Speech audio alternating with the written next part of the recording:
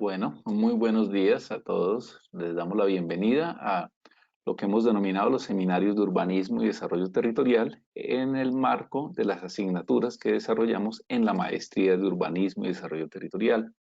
Hoy nos acompaña dentro de la asignatura que dicta la doctora Lina Sánchez. Ella es arquitecta de la Universidad Javeriana y doctorada en urbanismo de la Universidad de Bauhaus Weimar de Alemania. Ha trabajado en diferentes oficinas y universidades y centros de investigación, tanto en Colombia como en Alemania. Y hoy hace parte de nuestro trabajo, de nuestro grupo de trabajo aquí dentro de la maestría, con quien hemos venido desarrollando estos seminarios abiertos de urbanismo y desarrollo territorial. En esta oportunidad, pues nos acompañan para desarrollar un tema bastante interesante sobre los desafíos y oportunidades de la ordenación territorial en Colombia, la experiencia de implementación en Nariño. Es importante también mencionar que la maestría en estos momentos se encuentra abierta a sus inscripciones para la siguiente cohorte que daría comienzo en enero del año 2021. Los esperamos entonces, cualquier cosa nos estamos comunicando. Muchísimas gracias, Lina, bienvenida, adelante. Muchas gracias, Alexander. Bienvenidos a todos y todas también a esta conferencia que hemos organizado en el marco de la asignatura de instrumentos y prácticas de ordenamiento territorial municipal. Hoy hemos invitado a Armando Rosero, que nos va a hablar sobre la experiencia de Nariño. Armando Rosero García es politólogo de la Universidad del Cauca y especialista y magíster en planificación urbana y regional de la Universidad de Buenos Aires. Su tesis fue titulada Impacto del conflicto armado y el desplazamiento forzado en la transformación socioespacial de Tumaco. Dentro de su experiencia profesional se destaca el trabajo en la Secretaría Departamental de Nariño, la gerencia del Plan Todos Somos Pacífico, la Comisión Colombiana del Océano, y durante los últimos años ha realizado consultorías especializadas con la empresa NIARCO Colombia en diferentes temas que incluyen el desarrollo regional, la sustitución voluntaria de cultivos ilícitos, la definición de modelos de gobernanza para el desarrollo territorial y el crecimiento azul como alternativas al ordenamiento productivo regional. Es un placer, Armando, tenerte como invitado. Es bastante interesante la visión que Armando tiene sobre el ordenamiento territorial. Como dije, él es politólogo y en esta ocasión va a hacer su énfasis en el análisis de los juegos de poder en el desarrollo territorial. Armando, entonces, bienvenido. Una cosa importante para explicar, las personas que quieran hacer preguntas pueden ir escribiéndolas en su momento en la sección de preguntas que tienen allí en el panel de control. Y al finalizar la conferencia, vamos a revisar esas preguntas, si se repiten o no, y en dado caso vamos a abrir el micrófono al público en determinado caso. Pero por favor, por la sección de preguntas, ir enviando o alzar la mano también es la opción, y en orden de llegada vamos a ir dando prioridad a las preguntas. Armando, te doy la palabra. Bienvenido. Muchas gracias, Alexander. Lina, buenos días. Buenos días para todos los asistentes. Para mí es un placer poder compartir este espacio con ustedes, poder dar a conocer un poco la experiencia que está viviendo no solo el departamento de Nariño, sino también la región Pacífico en el proceso de ordenamiento territorial, más allá de la instrumentalización normal que tiene la ley orgánica de ordenamiento y todos los desafíos que se deben enfrentar, contemplar o tratar de armonizar en el marco de la elaboración de una estrategia de desarrollo de largo plazo. Inicialmente, perdón un segundo que... Ya. Creo que para hablar de ordenamiento territorial es pertinente empezar a discutir sobre la noción del concepto de territorio. Y creo que ese es uno de los principales desafíos porque más allá de una cosmovisión geográfica, eso ante todo tiene una visión política. Y en ese punto lo que hemos hecho en Colombia, lo que se ha hecho en muchas partes del mundo se ha instrumentalizado, se ha asociado el concepto de territorio con un sinónimo estricto de espacio, de lugar o de lo local, es decir, del municipio, de una vereda, de una región, pero realmente el territorio va más allá de esa definición Y lo que tenemos que tratar de superar en el marco de lo que hacen las ciencias sociales y todas las disciplinas que deben participar en el ordenamiento es entender que es una definición que supera la idea jurídico-política, centrada en la noción de soberanía. O sea, aquí está muy claro y la ley lo que emite es que en cada espacio geográfico, en cada municipio o departamento, los gobiernos departamentales o locales son soberanos para tomar las decisiones sobre su espacio político-administrativo. Y en parte tiene razón y le da sentido a toda la estructura del Estado, pero al mismo tiempo puede generar unas ciertas formas de abuso de poder o de un juego de poder un poco oscuro asociado con los intereses que cada actor representa, con los intereses, las capacidades y los recursos que cada actor tiene. En este punto sabemos que el punto de partida de todos los actores no es el mismo. Incluso hay algunos que ya están ostentando el poder, otros que están en el poder pero no toman las decisiones, sino que representan las decisiones de un grupo, y otros que están al margen del poder. En el fondo, el tema aquí del juego de las relaciones es muy importante porque quienes quieran o quienes apuesten por la estrategia de ordenamiento territorial deben apuntar a entender que no solo es un tema de visiones, no solo es un tema de participación e información, sino también es un tema de reconocimiento de que cada actor hace parte integral de un territorio y que tiene una visión distinta y un conjunto de dimensiones simbólicas e identitarias que lo representan. Fundamentalmente encontramos que en territorios como la costa pacífica hay resguardos indígenas, hay territorios de comunidades negras, y en este punto esto requiere una nueva visión del espacio, más allá de la que se impone o de la que se desea tener. En ese sentido, las dimensiones simbólicas e identitarias le dan la base fundamental a la noción de territorio. Y el territorio en elementos prácticos reconoce el espacio social, enmarcado en las relaciones, el espacio vivido, que es cómo la gente representa, entiende su territorio, la idea de pertenencia e identidad colectiva, que está muy vinculada a yo soy o yo hago parte de, y hasta dónde es esa parte, y muchas veces esos espacios superan los límites político-administrativos. Hay resguardos indígenas, por ejemplo, el pueblo Agua de Nariño, que es binacional, es Ecuador y Colombia, y que nosotros únicamente lo planificamos en función de lo que el límite nos dice, no de lo que la vida, ni la vivencia, ni la identidad representa. También hay unos distintos actores que hacen parte de la forma como se mueve y cómo se reparte y se controla el territorio, que eso es otra cosa que es muy importante. Los que queramos planificar, ordenar el territorio, debemos entender que existe un proceso social interno que está integrado por actores legales, por actores ilegales y por procesos que están generándose ahí. Y hay una necesidad muy clara, un elemento fundamental. El hecho que un actor sea ilegal no quiere decir que sea ilegítimo. Y ese es un tema fundamental en las nuevas formas de plantear el ordenamiento territorial. La legitimidad de la acción es lo que tenemos que empezar a identificar, asociar y a exponer. Si nos circunscribimos al tema legal, nuestra ley es de hace 23 años y como tal no ha sufrido ningún tipo de modificación más allá que una modificación generalmente administrativa de forma, más no de fondo. Y esos tipos de interpretaciones nos obligan a entender que el mundo ha cambiado muchísimo y en el marco de la pospandemia exige una revisión de lo que estamos haciendo. Una revisión que tiene que ir más allá de disminuir los requisitos, que es lo que sucedió en el marco del decreto que se emitió hace 2 semanas, en donde se disminuyen los requisitos para hacer un plan de ordenamiento territorial, pero no se amplían ni siquiera las dimensiones sobre quiénes deben participar o sobre cómo se debe participar. En este punto, y reitero el enunciado inicial, el territorio encuentra un espacio entre lo que es geografía y política. Y para este punto necesitamos reconocer las relaciones de poder efectivas sobre un espacio determinado. ¿Por qué? Porque en este fondo encontramos una pluralidad de representaciones entre grupos sociales que no necesariamente tienen voz, pero que sí han sido víctimas de muchos abusos, incluso institucionales, porque la misma norma muchas veces restringe la participación o muchas veces impone muchas condiciones o requerimientos para hacerlo. Puntualmente hay municipios del país, especialmente en Nariño 2, que no tienen un esquema de ordenamiento territorial porque al ser municipios de sexta categoría no cuentan con el recurso suficiente para hacer siquiera un estudio. Y ese estudio que se ha ido cada vez intensificando en requerimientos exige cada vez mayores recursos que no se pueden.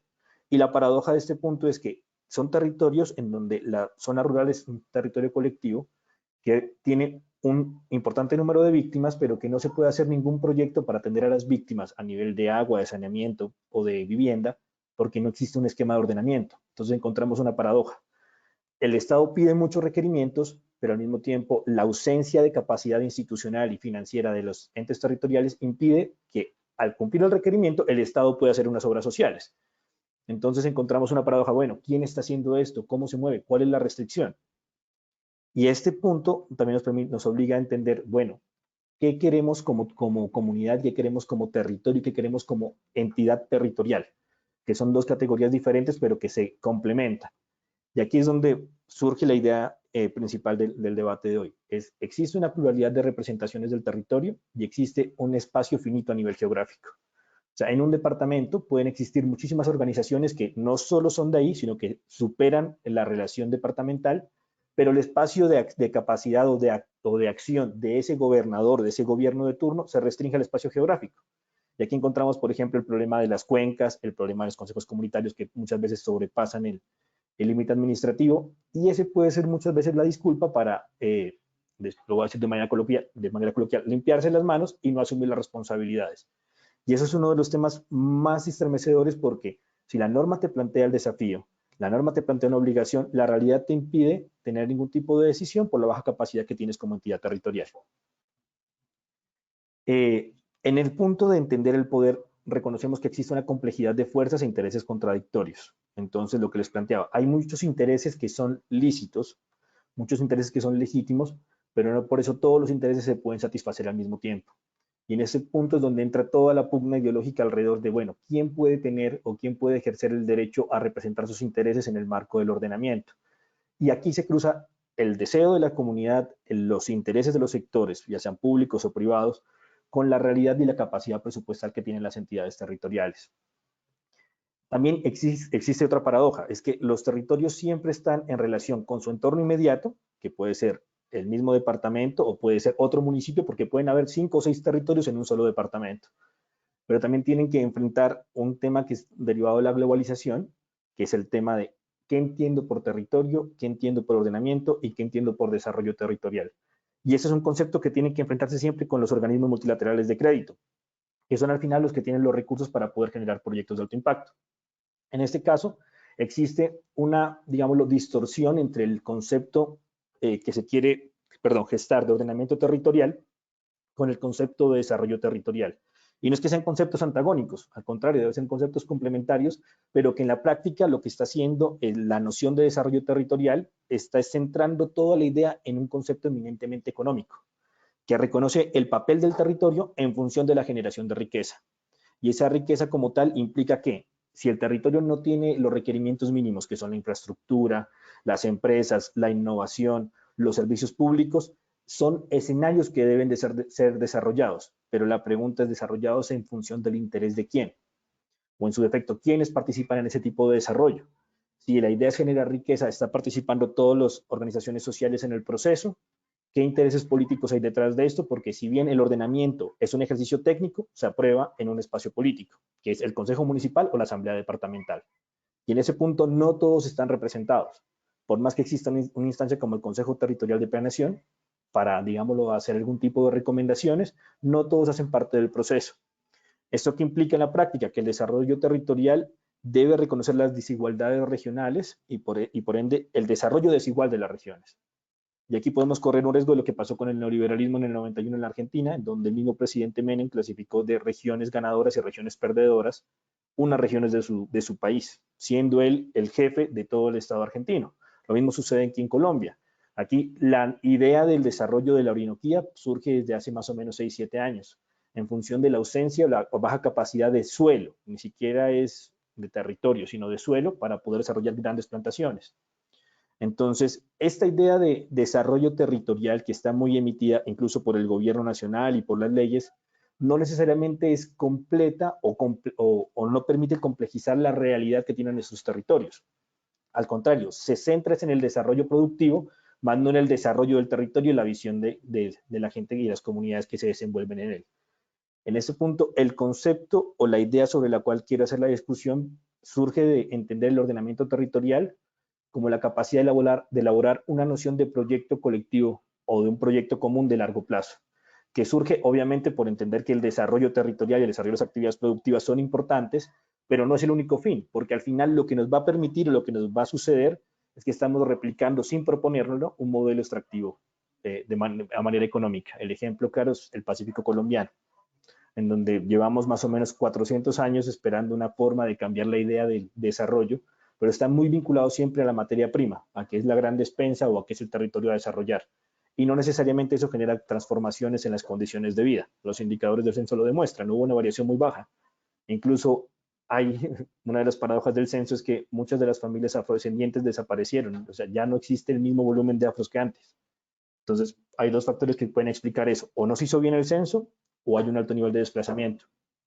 Y en ese alto nivel de desplazamiento, la idea de cómo desarrollamos el territorio es muy importante, porque valga la pena también decirlo, aunque existen muchos temas en contra de la economía ilícita y todos la abanderamos, la economía ilícita mueve mucho la economía lícita. Entonces, ese juego, esa relación entre lo que es ilegal y lo que sostiene lo legal, entra en juego y uno nunca lo ve. Incluso uno no ve las tensiones o los intereses que pueden estar detrás de esto. Y eso nos obliga ¿a qué? A entender que no solo vamos a definir o a establecer los alcances, los usos, la realidad de los recursos, sino también tenemos que aprender de cómo se ha desarrollado y cómo se viven los conflictos territoriales asociados con el conflicto armado de este país.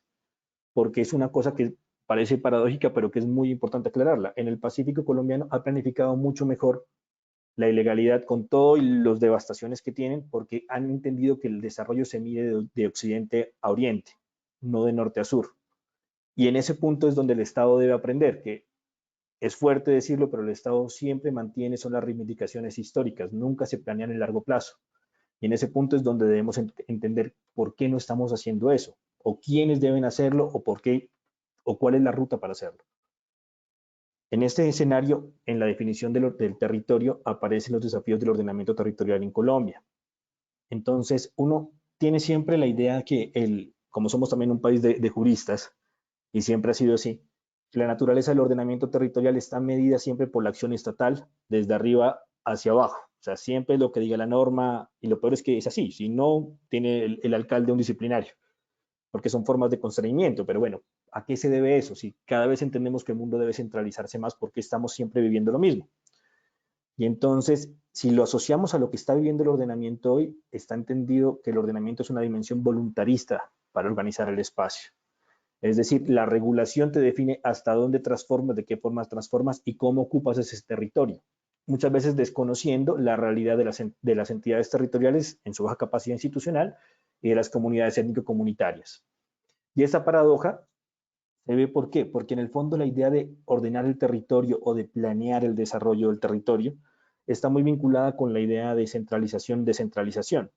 Y si ustedes pueden ver al revisar todo lo que tiene que ver con la jurisprudencia de este país, a los municipios y a los departamentos cada vez se le asignan mayores responsabilidades, pero en sus capacidades administrativas y financieras se les restringe mucho.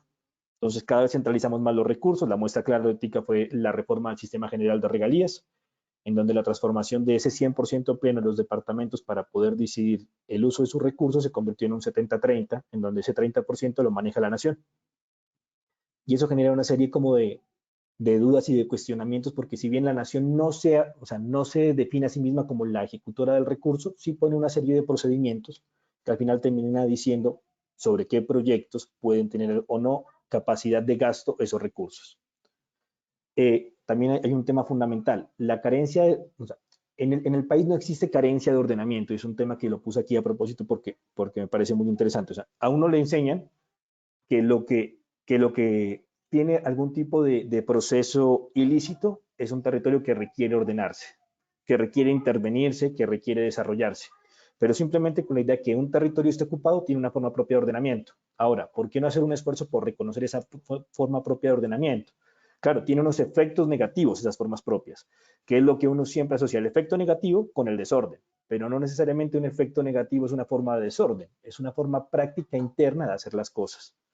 Que no funciona, que genera efectos devastadores, estamos totalmente de acuerdo, pero ahí es donde entra la obligación institucional y la obligación social de ver cómo redefinimos ese camino. Y vuelvo a dar el ejemplo claro que es la experiencia que hemos tenido en la costa con el tema de los cultivos de uso ilícito. Los cultivos de uso ilícito son ilícitos porque el mercado internacional lo define, son ilícitos porque se dan en zonas de reserva forestal, pero al mismo tiempo son ilícitos porque generan muchas pérdidas de vidas alrededor de su desarrollo. Pero cuando se quiere hacer un proceso de reconversión productiva, se quiere hacer un proceso de desarrollo regional, la misma ley que la ley segunda del 59 te impide hacer procesos más allá de procesos forestales. Entonces uno dice, bueno, yo no puedo enfrentar lo que hoy existe, que es la ilegalidad, con un instrumento de hace 61 años. Entonces, ¿cuál es la paradoja aquí? ¿Dónde está el Senado? ¿Dónde están los representantes del departamento para hacerme este debate? Porque es que la ilegalidad funciona porque la legalidad no sirve, no se adapta, ni siquiera se cuestiona. Y esto no quiere decir que esté a favor de la deforestación o de extraer zonas de reserva. Al contrario, lo que quiero es que se tengan claro que hay una serie de oportunidades que el mismo Estado no ha dado y que en su composición restringen los nuevos beneficios de la modernidad institucional. Entonces, la gente no puede acceder a recursos de crédito porque está en una zona de reserva, pero es que yo vivo ya hace 50 años, no es culpa mía que el catastro no me tenga en cuenta. Entonces, ese tipo de procesos entre la realidad y lo institucional se sostiene sobre tres pilares que son fundamentales. Primero, la fragmentación de saberes. O sea, en Colombia somos un país de bastantes expertos y la experticia se mide en función de los títulos, no se mide en función del análisis de las realidades. Entonces, encontramos que los matemáticos, los geógrafos, los politólogos, los ingenieros, los abogados, todos tienen una visión especializada de hacer las cosas. Y voy a dar el ejemplo que es muy práctico. En este marco de la atención de la pandemia, se sacaron alrededor de 300 decretos. O sea, demasiado saber especializado, pero poco conocimiento de lo territorial. Entonces, en ese escenario aparecen lo que son las trabas. A eso también se debe que nosotros tenemos una prevalencia, una visión heredada del urbanismo del movimiento moderno, de los finales del 40 y la década del 50, cuando vino Le Corbusier y todas las misiones económicas de este país. Entendimos que esto es un territorio para desarrollarse y para que se desarrolle debe ser un territorio eficiente y desconocimos las prácticas reales que tenía nuestro espacio. Y la prevalencia de un enfoque normativo. Este enfoque normativo que tiene la particularidad que tiene leyes muy desactualizadas, pero que están vigentes con leyes modernas que no se hablan, genera un roce incluso de constitucionalidad muchas veces, que tienen siempre que acudir a un tercero para que las dirima. Y en ese espacio se pierde mucho tiempo. Entonces, un alcalde que ahora son 4 años, hace 10 años eran 3 años, que tiene poco presupuesto, que tiene poca capacidad institucional, que tiene poco asesoramiento de abogados en municipios apartados del país, ¿cómo puede hacer esto? Incluso cómo pueden tratar de entender qué es el ordenamiento o qué es lo que necesita si la misma ley, en lugar de avanzar, lo va restringiendo. Entonces, esto nos obliga como profesionales, uno, a tener un poquito más de humildad. Dos, a entender y a reconsiderar que el ordenamiento territorial no es mi ejercicio de máxima sabiduría o mi regalo a una comunidad, porque realmente uno no regala nada, uno lo que hace es cobrar por un producto que muchas veces no funciona. Entonces la idea es cómo reconsideramos el ordenamiento como una práctica social insertada en unos juegos de poder, porque aquí también el ordenamiento, si bien no es normativo, existe. Y las formas sí funcionan así porque a alguien le sirve. O sea, de pronto es un poco conspirador, pero es claro que las cosas funcionan y funcionan mal, y si las vemos desde afuera parece caos, parece desorden, pero internamente funcionan porque ese desorden a alguien le sirve. O sea, ese desorden es una forma de ordenamiento. ¿A quién le sirve? Es lo que toca empezar a identificar. Y dos, ¿qué sostiene esa forma de poder? O sea, ¿por qué al tipo que le sirve esa forma de ordenamiento le sirve el caos? Desde la manera externa de ver. Y empezamos a entender, hay un problema de hambre, hay un problema de suelo, hay un problema de tenencia de la tierra, incluso hay un problema en los costos de los insumos, hay un problema de comunicación, y empezamos a desagregar las causas que sostienen esas formas de poder. Incluso la idea o los desafíos que debe tener el ordenamiento territorial en los 12 años que se ejecuta es cómo quitamos la legitimidad política de esos actores armados ilegales en los territorios en donde se desenvuelven, porque esa legitimidad política es lo que permite que las cosas funcionen así. Incluso es lo que en el fondo también termina metiendo la legalidad institucional a negociar con esos actores, que ese es uno de los temas más preocupantes. Bueno, partimos fundamentalmente en Colombia que hay que hay 5 tipos de propiedad o de enfoques alrededor de la propiedad o de la tierra o de la tenencia de la tierra. Uno es un enfoque mercantilista basado en la propiedad privada, que es muy urbano, porque en urbano es donde están los títulos de propiedad. En las zonas rurales hay un desconocimiento del cerca del 70%. También hay otro nivel que es un enfoque basado en la función social de la propiedad, que nos lo da la Constitución, que privilegia la cultura y la economía campesina. Que, por ejemplo, esta idea inicial con el segundo enfoque es el que tienen mayores tensiones en este país, porque la gente empieza muchas veces a subestimar el rol de uno o del otro. Realmente lo que son estrategias complementarias que debemos poder propiciar y poder desarrollar. Ahora es ¿a qué costo? Porque aquí todos tienen que poner una parte o todos tienen que perder algo en el proceso. Y cuando digo perder no es que sean ganadores y perdedores, sino es ceder. Ese perder está pensado como una cesión de intereses, porque toca construir todo esto de manera colectiva. El no hacerlo nos lleva a lo que estamos viviendo hoy, a lo que hemos vivido los últimos 50 años, que son dos visiones antagónicas y un conflicto derivado que afecta a muchísima gente porque hay dos composiciones que no se dialogan. Tercero, hay un enfoque étnico-racial, que son todos los territorios colectivos de pueblos indígenas y comunidades negras. También surgió en el marco de la Ley 99 del 93 un enfoque preservacionista basado en la función ecológica de la propiedad y que hoy, después de 20 años, 27 años, hemos logrado entender que existen negocios que se pueden hacer alrededor de la función ecológica de la propiedad, que es la captura de carbón o los pagos por servicios ambientales, los negocios verdes, sobre los cuales se pueden generar dinámicas para generar ingresos. Uno puede generar ingresos también preservando. Y finalmente hay un enfoque público estratégico que tiene muy claro, y es sobre el cual se funda el modelo colombiano, el uso del subsuelo. O sea, este país mantiene que sus locomotoras de desarrollo, sus bases de desarrollo son economías extractivas. Y eso lo que genera es una restricción porque al final si el Estado termina definiendo cuál es el uso del subsuelo, quienes habitan en el suelo tendrán que entender cómo cederlo. Y ahí empieza el problema aquí de las consultas previas, de las formas de negociación por la fuerza o realmente vinculando a la comunidad, la compra de algunos liderazgos.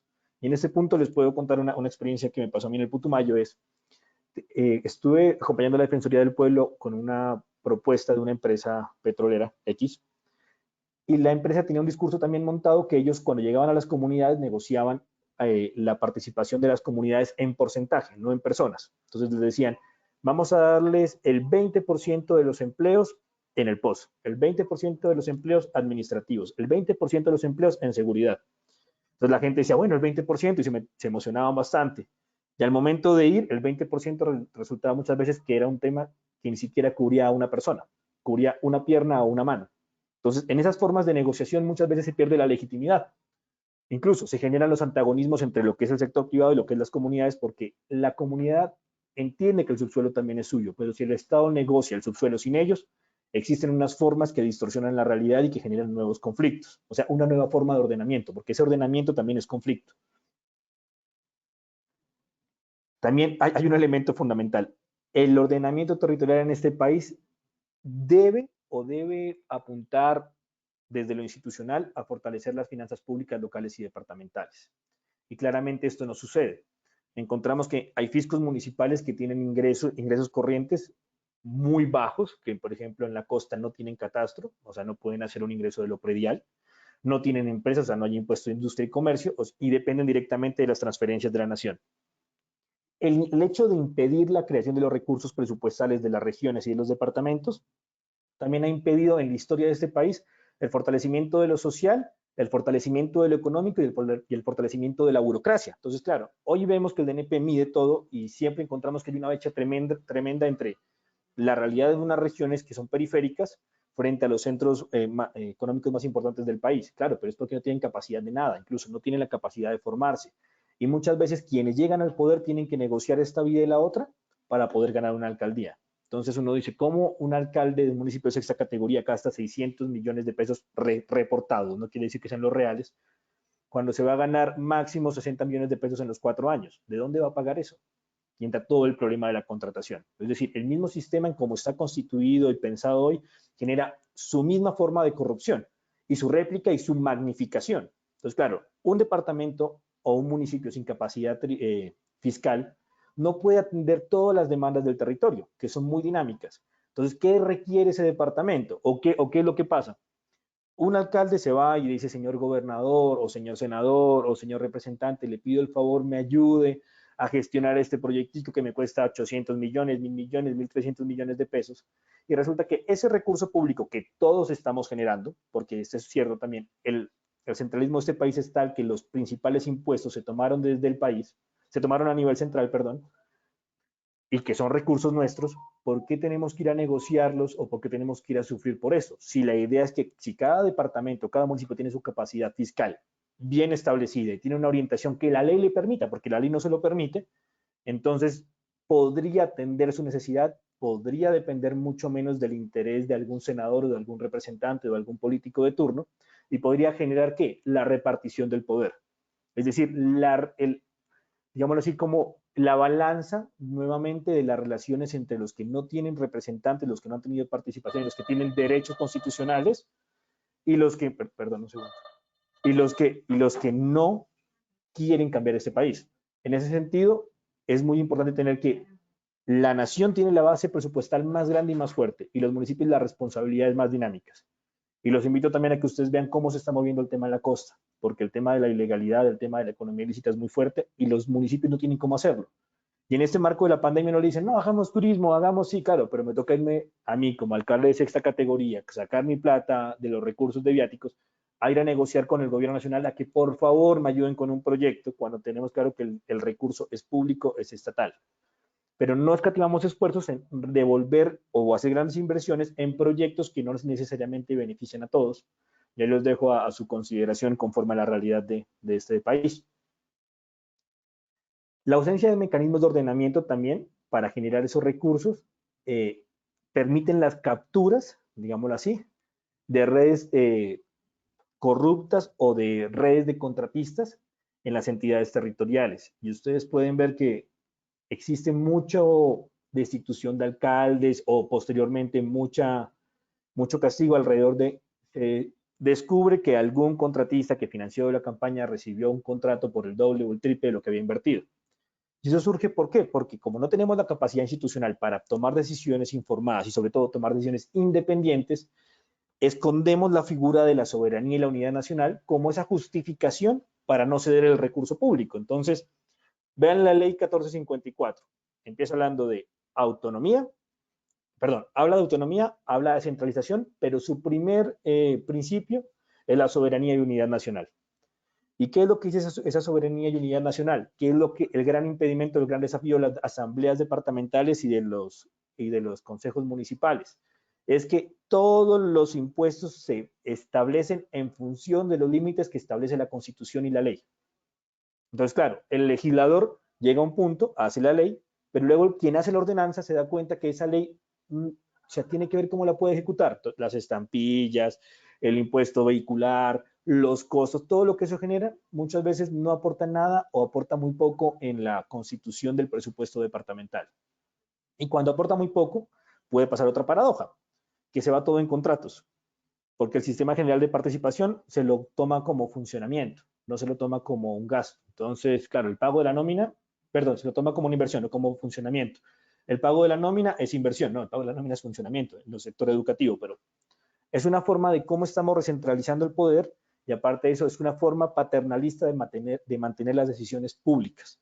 O sea, me toca a mí siempre negociar con Bogotá o con la capital del departamento para poder establecer cuál es mi gran proyecto, si es que lo llego a conseguir.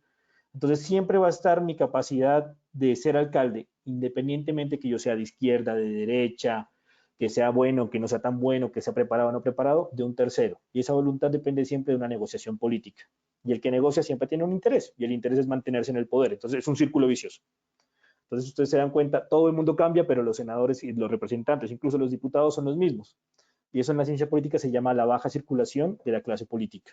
Siempre hay uno u otro cambio, pero al final quien llega a tomar o que llega a ocupar ese espacio termina replicando el circuito, porque es una eterna negociación entre actores, una eterna negociación que siempre tiene en desventaja a las comunidades.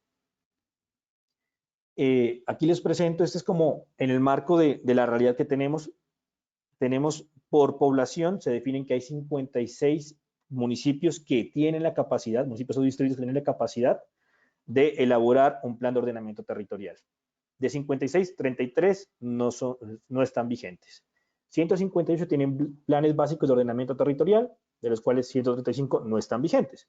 Y 888 tienen esquemas de ordenamiento, de los cuales 718 no están vigentes. En la imagen de la derecha ustedes pueden ver que hay unos grises. Esos grises son municipios que hoy no tienen esquema, ni plan básico de ordenamiento. Eso quiere decir que son municipios que en el entramado institucional no tienen derecho a ningún tipo de subsidio. ¿Por qué? Porque no tienen la capacidad, si quiero hacer un proyecto de vivienda, de decir, en mi plan de ordenamiento definir esta área de expansión para hacer ahí un proyecto de vivienda. Incluso les cuento la experiencia que está viviendo el Charco en Nariño. Lograron hacer o ganar una demanda para hacer una reubicación colectiva de casi 90 familias. Existe la plata en la unidad de víctimas, existe la plata en el Ministerio de Vivienda, existen todos los recursos para hacer eso como un tema, un hito nacional, porque surgió en el marco de un desplazamiento colectivo en el año 2015. Pero como no hay esquema de ordenamiento, la corporación no permite establecer en dónde se puede hacer ese recurso público o dónde se puede invertir. Entonces, ¿por qué? Porque no existe la capacidad, no existe el interés y tampoco existe un doliente que sea más allá del alcalde. O sea, aquí hay políticos que no les interesa. Y hay que decirlo también como son las cosas. ¿Cuáles son los desafíos que tiene Colombia hoy? Entonces, y que ha surgido en el marco de la implementación del acuerdo de paz.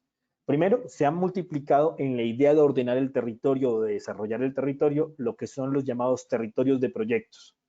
¿Qué quiere decir? Una zona franca, una zona de intervención en un barrio sensible o vulnerable, una zona de operaciones estratégicas, y en ese marco encontramos dos figuras que son a nivel regional los PEDET y a nivel gubernamental las zonas futuro, o en su momento lo que se llamó consolidación. ¿Cuál es la paradoja de esto? Que existe una multiplicidad de orientaciones, de visiones, de necesidades y de requerimientos. Y al final, en esa escala de valores siempre vamos de arriba hacia abajo. Entonces, necesito desarrollar o cumplir el acuerdo de paz. Establezco 16 grandes zonas, listo.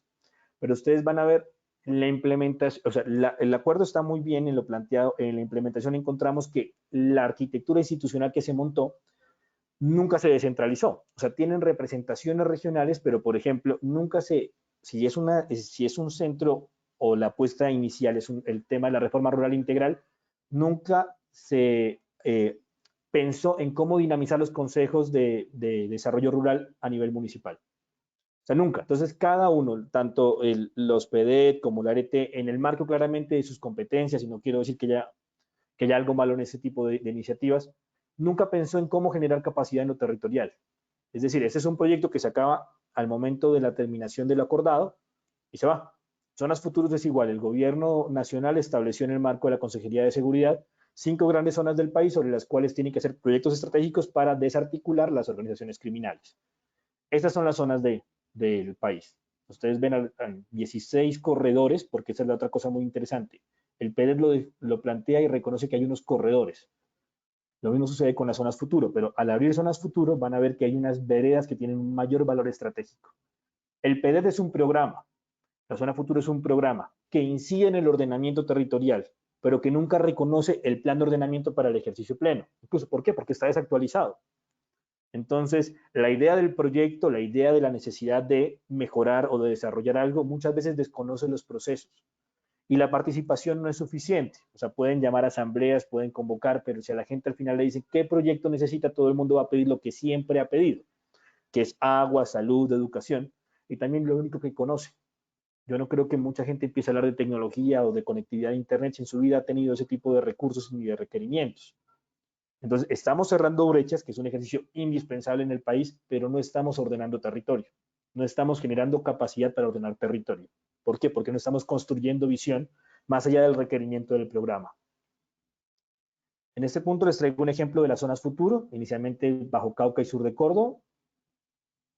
Les pido un poquito de paciencia porque es un poco pesada la imagen.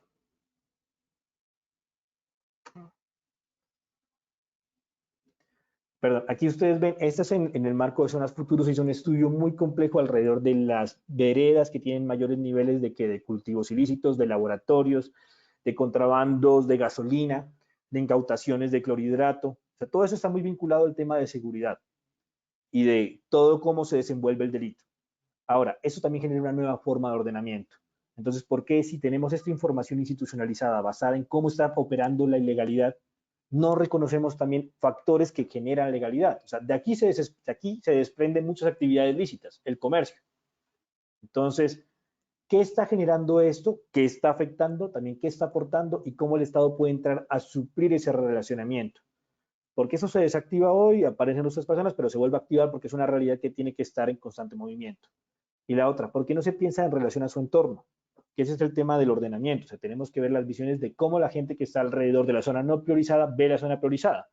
Y viene la discusión, ¿por qué a esta gente que está haciendo actos ilícitos la premian y a mí no me premian? Entonces empieza toda la discusión ideológica, empieza la polarización, empiezan los intereses, y al final ni este proyecto funciona bien, ni el territorio se transforma. ¿Por qué? Porque no se hace nada con visión de largo plazo, porque no se ordena el territorio, se ordenan son actividades puntuales para hacer proyectos. Aquí estaban, estas son unas zonas como de calor, directamente de lo que tiene que ver con el Bajo Cauca y sur de Córdoba. Esa es como la forma en cómo se entiende y cómo se mueve. Y si ustedes ven el movimiento que hay aquí, el movimiento no es norte-sur. O sea, es un movimiento oriente-occidente y generalmente en la realidad actual del país desemboca en el mar. Aquí no, pero mueve o tiende a moverse para allá. En el caso del Pacífico lo voy a mostrar, es diferente. Ustedes ven aquí la distribución. En las zonas futuras tiene 6 ejes que son estratégicos, pero en el punto 4 ustedes ven un conjunto de veredas en donde se habla de áreas de desarticulación. Es decir, se tiene claro dónde se está moviendo la economía ilegal. Ahora, vemos que el actor ilegal ejerce, en este caso, presencia y control. Pero la pregunta es, ¿cuáles son las bases que le permiten generar eso más allá de las armas? Porque esa es la otra cosa. Nosotros como país restringimos mucho que todo es un problema de quien tiene quien tiene las armas ejerce el control. Y no necesariamente es eso. Hay un proceso de adoctrinamiento muy fuerte también alrededor de lo que se puede conocer, lo que se puede entender y a lo que se puede aspirar. Tenemos también unos temas ambientales muy claros, que la preservación del agua no solamente tiene el fin último de preservar la especie, sino también que puede ser un negocio viable para muchas familias que trabajan en el mundo de lo rural. O sea, tenemos que entender que la ruralidad ya no es solamente agropecuaria, que existe un nuevo enfoque de ruralidad que requiere replantear la relación entre las actividades productivas y las actividades ambientales. Y también requiere generar ingresos. Ahora, ese tipo de actividades generan ingresos a las familias, pero no generan ingresos a las entidades territoriales, porque nuestro sistema impositivo todavía no es capaz, por acción o por omisión, de responder a los intereses de los territorios. Yo creo que existe un fantasma alrededor de, si descentralizo un poco, las regiones se me vuelven un problema. Y al contrario, la gente cuando tiene la capacidad de resolver su problema puede optimizar el recurso. Incluso generas empoderamiento y permites aumentar el control social y político alrededor del gasto público. Ahora viene el ejemplo de Pacífico Nariñense. Para que se demora un poquito el... Aquí está el Pacífico Nariñense, se priorizó todo lo que es la zona del litoral, pero la zona futuro tiene claros intereses en donde más se mueve la economía ilícita. A la izquierda ustedes ven todo el mar Pacífico, Tumaco como la gran cabecera del litoral pacífico de Nariño, y todas las zonas que están en amarillo son zonas donde existe movimiento y producción de cultivos de uso ilícito. Pero otro tema fundamental, no solo se mueve la droga, sino también pasa el oleoducto que viene desde Puerto Asís. Ustedes arriba ven otras zonas amarillas, arriba a la izquierda, donde está el municipio del Charco, hoy uno de los principales centros de deforestación, pero también es una de las salidas naturales de la coca. Estos escenarios de control no están planificando el tema de desarrollar el territorio y de ordenarlo para generar capacidades tanto financieras como sociales. Lo que está viendo es cómo desactivan un problema y cómo generan un proyecto que les puede satisfacer a las comunidades. El ejemplo, si ustedes ven y empiezan a investigar sobre zonas futuro, por más que sea un interés muy bueno y muy loable, se restringen a proyectos pequeños. ¿Por qué? Porque los municipios solamente están esperando que les llegue el proyecto, el alcalde irá a cortar la cinta y decir, yo inauguré esto con plata de un tercero, pero no se están vinculando directamente a ver cómo, por ejemplo, podemos hacer ordenamiento regional. Cómo toda la zona norte de Nariño, que es el Santianga, que hay un parque natural, puede consolidarse como un bloque de desarrollo. No lo ven. ¿Por qué? Porque cada uno de los alcaldes tiene su agenda, hay algunos que tienen unos intereses regionales, pero todo el mundo siempre está viendo es cómo responder a toda la forma en la que llegó al poder. Hablando como en términos concretos, estuve revisando las ordenanzas departamentales del 2008 al 2020. Primero, el 60% todas son modificaciones del presupuesto. O sea, las asambleas no están operando de la mejor manera. Pero adicionalmente, sobre el tema del Pacífico, que es una de las zonas más complejas del país a nivel de coca, no hay ninguna ordenanza que hable de desarrollo alternativo, que empiece ni siquiera a pensar en el ordenamiento territorial. Y en este punto es donde entra el Plan Departamental de Ordenamiento, que el cual se aprueba por regalías en 2017 o 2018, se me confunde un poco el año, pero va en una fase de diagnóstico. Y una fase de diagnóstico que es muy bien hecha, es muy compleja, son casi 1.200 tomos, pero lo que refleja son variables actuales, no hace ningún tipo de consideraciones del entorno, de los corredores que tienen que ver con López de Micay, toda la zona norte, toda la zona de cordillera, todo lo que se mueve alrededor de esto, porque aquí lo que digo, los intereses son mayores y las capacidades son mucho más altas en zonas donde están desconectadas del país. Aquí están las veredas priorizadas, consejos comunitarios también priorizados, toda la zona de acá, 1, 2 y 3, son zonas de territorios colectivos de comunidades negras. Incluso estas zonas futuras tuvieron un problema jurídico porque se tomó la decisión en un Consejo de Seguridad Nacional, pero la misma Corte le dijo que como eran territorios colectivos debían hacer consulta para ver que las comunidades estén de acuerdo, porque esto genera un riesgo adicional. Esas formas de ordenamiento institucionalizadas en sectores prioritarios como la seguridad muchas veces aumentan la vulnerabilidad de las zonas, porque empieza a surgir la idea que aquí hay sapos, que aquí hay gente que puede delatar, hay gente que quiere dañarme el negocio. Incluso genera también formas de legitimidad. Aquí hay muchos negocios familiares no ilícitos, pero que sí están asociados a lo ilícito.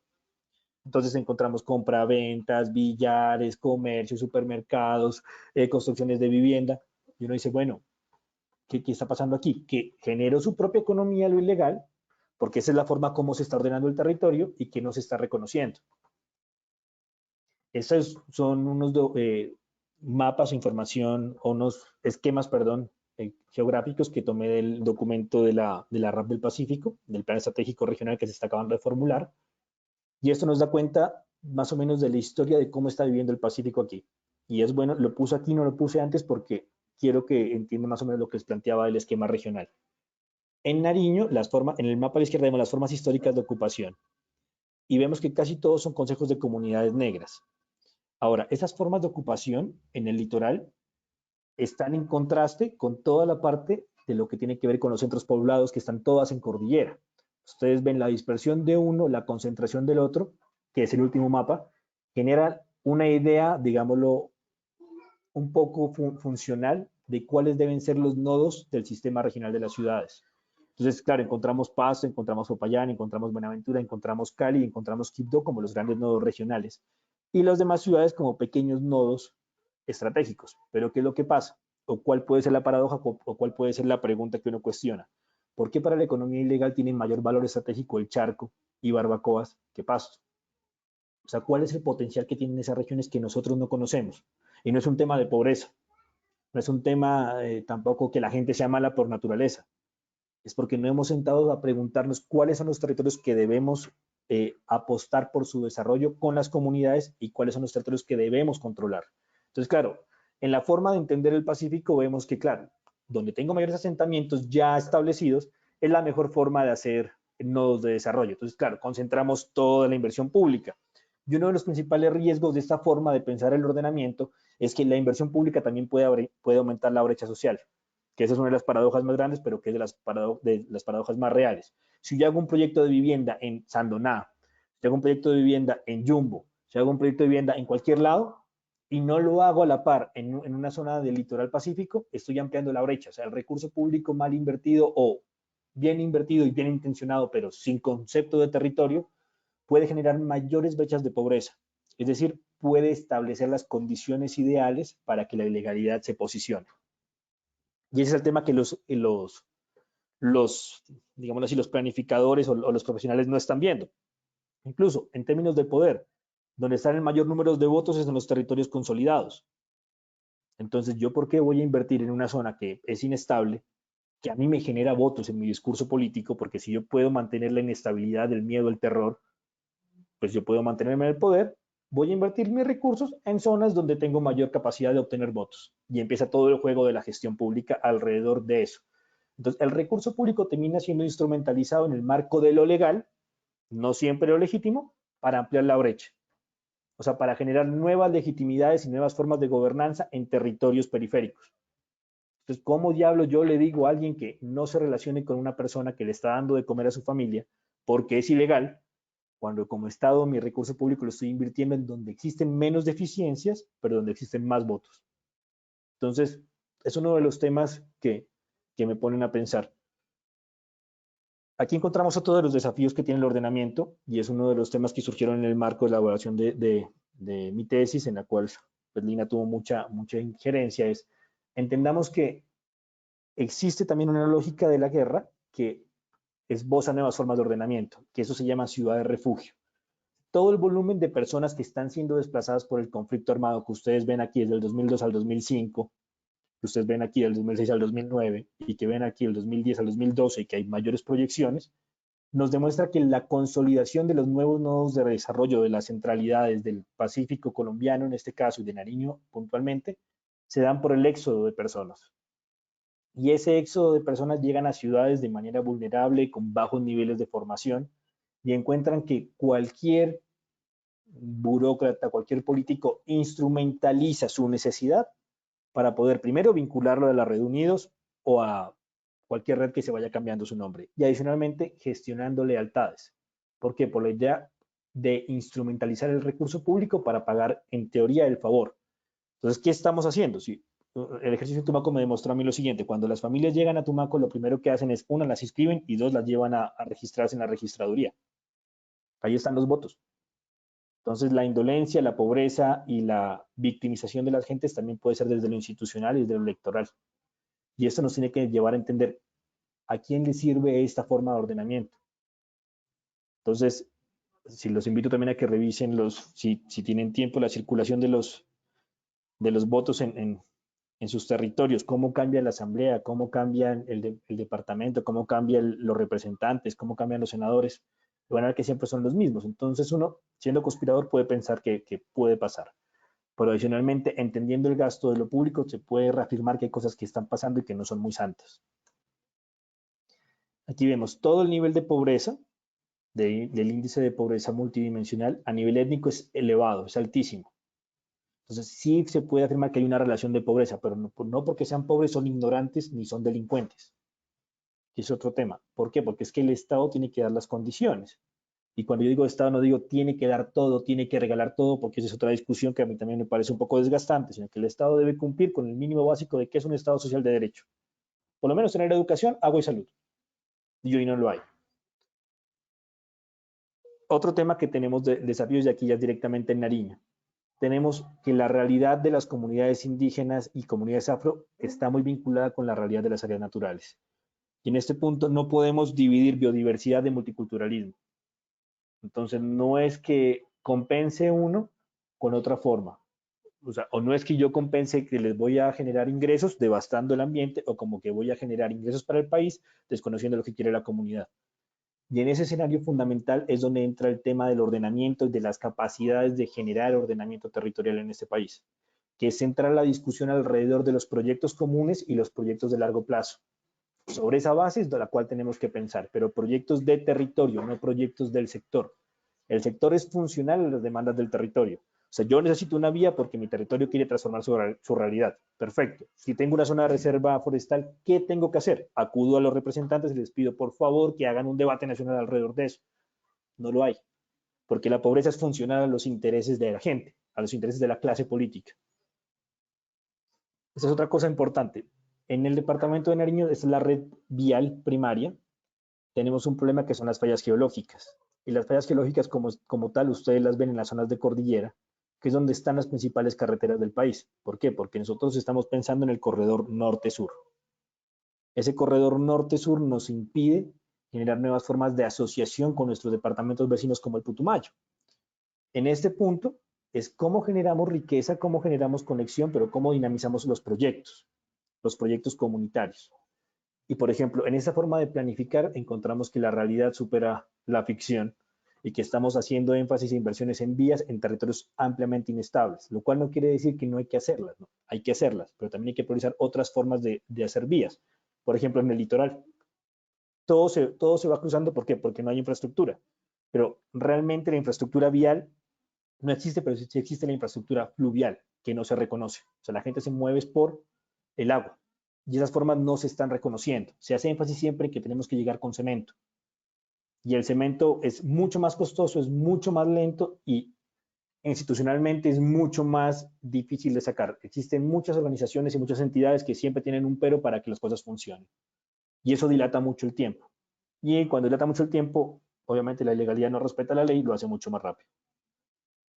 Esta es la realidad del departamento de Nariño. Hoy tenemos que el 30% de las zonas rurales está a menos de 3 horas, todo en la zona de cordillera, Pasto es la capital, pero el resto de las zonas se encuentran en un rango de entre 4 a 10 horas de conectividad. En la zona del Pacífico no hay hospitales, entonces el desafío lo demostró el COVID. El COVID demostró que toda la realidad que ya se sabe, que ya se conoce, supera toda la capacidad institucional. Entonces, no solo no tengo conocimiento ni información como institución, sino no tengo la capacidad financiera para poder ejercer algún tipo de actividad. Y la poca que tengo, lo que hace es ampliar la brecha. Ese es el mapa que me parece más claro para hablar de ampliación de brecha. O sea, un proyecto como Paso Rumichaca, que es vital para el desarrollo y totalmente de acuerdo con eso, termina ampliando la brecha de conectividad con las otras regiones del mismo departamento, porque no estamos pensando en red, no estamos pensando en intereses, no estamos reconociendo mercados. Incluso, seguimos planificando con la idea de los 90 de los planes viales, no de los planes intermodales. Entonces, en la misma concepción de lo que estamos definiendo en nuestra lógica de planeación, se ven nuestros proyectos y lo que terminan haciendo es aumentar todas las inequidades en los territorios. Ese es otro tema que es bastante preocupante. El 67% de los predios rurales son informales. Entonces, ninguna persona, es decir, 6.7, o sea, 7 personas de cada 10 no tiene derecho a crédito, porque no tiene propiedad. Pero indistintamente, si se asocian y entran por unos esquemas que define Finagro, no todos tienen la capacidad de pagar ese crédito. Entonces, estamos en el afán muchas veces de hacer proyectos de infraestructura, estamos desconociendo algunos proyectos que son estratégicos y que significan el reconocimiento de un derecho, que es un catastro rural y un catastro multipropósito, que no solo busca aumentar las finanzas públicas, sino que lo que busca es saber para qué sirve mi tierra, cuál es mi vocación y quién es el dueño. 3 temas fundamentales que constituyen la base de la formación del Estado de Derecho. O sea, que la gente tenga tierra no lo va a hacer ni un premio a la delincuencia, ni va a ser un premio a la ilegalidad, al contrario, es gente que necesita tierra y que hoy la tiene. O sea, que no exista el título no quiere decir que no sean poseedores de esa tierra. Y en este punto, 196.000 predios que tenemos identificados en el municipio a través de la información de la UPRA, no todos están de acuerdo a su vocación o usados óptimamente o en su defecto generando las capacidades productivas que pueden generar. Pero más triste aún, si ustedes ven este mapa que tiene la UPRA, es que el mar nunca entra en la consideración de una oportunidad para el desarrollo.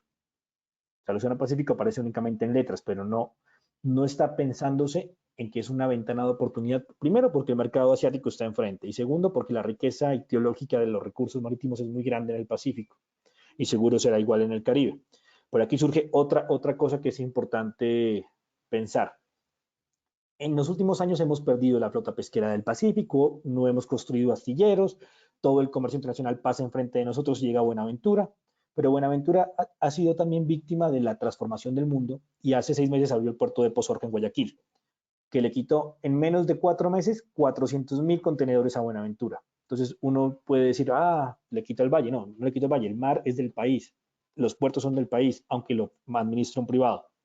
¿Qué quiere decir eso? Que Colombia perdió 400.000 contenedores, porque no ha ordenado su espacio, su relación entre la tierra y el mar, porque tampoco ha pensado cómo ese desarrollo puede generar nuevas actividades marítimas vinculadas con el crecimiento azul. Entonces, eso también nos obliga a pensar una cosa fundamental, y es que en las regiones que son marinas, costeras o que tienen playas y costas, tenemos que redefinir qué es lo rural. Lo rural no es lo mismo para la comunidad indígena ancestralmente asentada en espacios andinos donde la tierra es la base, a comunidades negras en donde el agua es el centro de la vida y el motor del desarrollo. O sea, lo rural no podemos siempre vincularlo con la actividad de la siembra. Tenemos que vincularlos como una actividad productiva que se desarrolla en donde las personas desenvuelven su actividad económica. En este caso, lo rural puede ser también el océano, que es un tema que tiene que entrar en debate. Incluso tenemos el decreto 2324 que maneja todo lo que son los bienes de baja mar y le da a la DIMAR la capacidad de manejar todo el elemento de los territorios de baja mar. Pero tenemos que empezar a buscar nuevas formas de negociación, porque esas son leyes que ya llevan 40 años y que nos están demostrando que si bien mantienen un control, no están dinamizando el desarrollo de las actividades productivas. Esa también es otra información que es muy importante y que si ustedes pueden entrar en la página de la UPRA y pueden buscarla por sus departamentos. Lo que está en rojo son el tamaño de los predios que tiene cada una de las familias y el número de propietarios. ¿Esto qué es lo que nos muestra? Primero, hay una franja muy grande que son zonas de reserva forestal, pero adicionalmente es que el minifundio es la propiedad o la forma la forma económica vigente en el departamento de Nariño. Y los esquemas de asociatividad son muy bajos. O sea, hay que asociarse para hacer territorios competitivos, pero no lo estamos haciendo. ¿Por qué? Porque el ordenamiento no nos lo está permitiendo, porque muchas veces la fragmentación es más funcional a los intereses de terceros que a los intereses del departamento y su capacidad productiva. No estamos rompiendo las formas tradicionales de sujeción y de dependencia, incluso de dominación. Y este esquema que está planteado aquí, que es uno de los grandes, creo yo, logros de la UPRA en información, no se está viendo como un problema político, está viendo como un problema económico, que está muy bien, claro, hay que mejorar las condiciones y las capacidades, pero no por eso tenemos que entender que esta realidad también genera formas de sujeción. Conseguir un subsidio para una familia que tiene 6 integrantes, pero desarrolla su actividad en 0.5 hectáreas, son 6 votos a mi favor. Incluso toda la clase política de Nariño se pelea los votos acá, en la zona andina. Otro tema fundamental, para hacer ordenamiento, también hay que tener claro que hay unas instituciones básicas para hacerlo, que son las comisiones territoriales de ordenamiento. Y eso es lo que tiene Nariño hoy en comisiones. Casi 18 comisiones activas. Y los esquemas de planificación que, si ustedes ven Santa Bárbara, Iscuando y el Charco arriba, que están en naranja, y Mosquera, no lo tienen. Entonces, no tenemos capacidad institucional, no tenemos instrumentos realmente actualizados. Aparte, si los tenemos, no los estamos vinculando y no los estamos reconociendo, pero tenemos una baja capacidad para financiarlos. Entonces, el ordenamiento que está haciendo, desde lo normativo, nada. Desde la realidad, no lo estamos entendiendo. Entonces, ¿cuál es el desafío que tenemos acá? ¿Cuál es la necesidad inmediata de entender que debemos comprender y complejizar la realidad de nuestro territorio dinámico para hacer una nueva forma de ordenamiento? No es funcional a los proyectos, sino que tiene que ser en relación a los intereses de las comunidades. Ya para terminar les muestro un mapita de cómo es el Senado en Nariño. Y esto pues nos da cuenta un poco, si ustedes entran a verlo directamente, son los mismos. Entonces, el mapa de la percepción o de la baja circulación se mantiene, incluso se amplía sobre la base. Porque sosteniendo que aquí hay un tema de poder, de distribución y la no presentación de proyectos de ley para fortalecer los fiscos territoriales es una forma de mantener lógicas ilegales en el ordenamiento territorial. Finalmente, hay una serie de consideraciones. La primera es que las costas y las playas son un territorio desconocido en el ordenamiento territorial. No quiere decir que no existan formas de ordenamiento, que no exista gente que se beneficie, pero no hace parte de la agenda. Al contrario, parece que en este país fuera un problema tener mar. Segundo, el desarrollo territorial, a diferencia del ordenamiento, promueve la conectividad, que no necesariamente es integración. Y esa es otra cosa, si mi territorio no tiene una capacidad productiva o no desarrolla su capacidad productiva y bajo sistemas de innovación no quiere decir grandes inversiones en tecnología, de innovación más de hacer las cosas. ¿Qué es lo que voy a hacer? Voy a ver pasar la carga. Buenaventura es el ejemplo. O sea, no me estoy preparado para aprovechar la infraestructura y generar economía, sino lo que veo es pasar a la riqueza. También frente a la imposibilidad de generar recursos propios, persiste la debilidad de los planes de ordenamiento. Mientras sigamos con un sistema fiscal tan centralizado o con una baja capacidad institucional de nuestras asambleas, el plan de desarrollo va a ser un documento, un plan de ordenamiento va a ser un documento muerto. Va a ser un documento de referencia, un documento de expertos, de sabios, en donde pintan mapas muy bonitos, dicen cómo hacer las cosas, pero realmente no entienden cómo está funcionando el espacio. Adicionalmente, otro tema, el fin del conflicto armado implica esfuerzos de construcción y reconstrucción que el ordenamiento debe incluir. De construcción de políticas públicas que necesitamos claramente saber cómo hacerlas y el ordenamiento tiene que definirlo. Dónde establecer las inversiones, qué sistema de educación tengo y dónde tengo que innovar.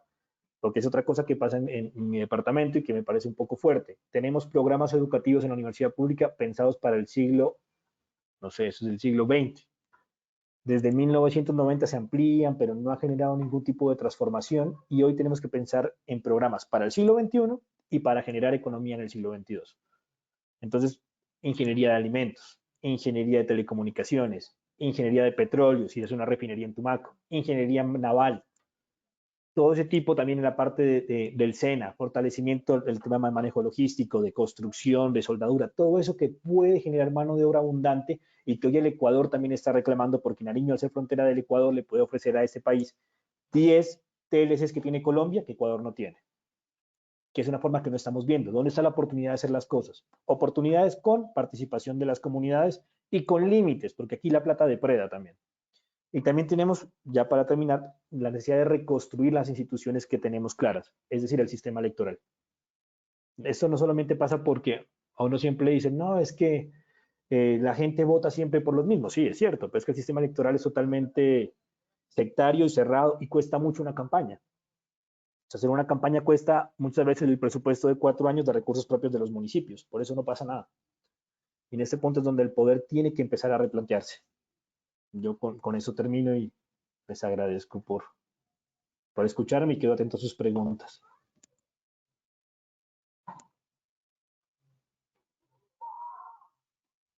Armando, muchas gracias por Todo esa gusto. charla tan interesante.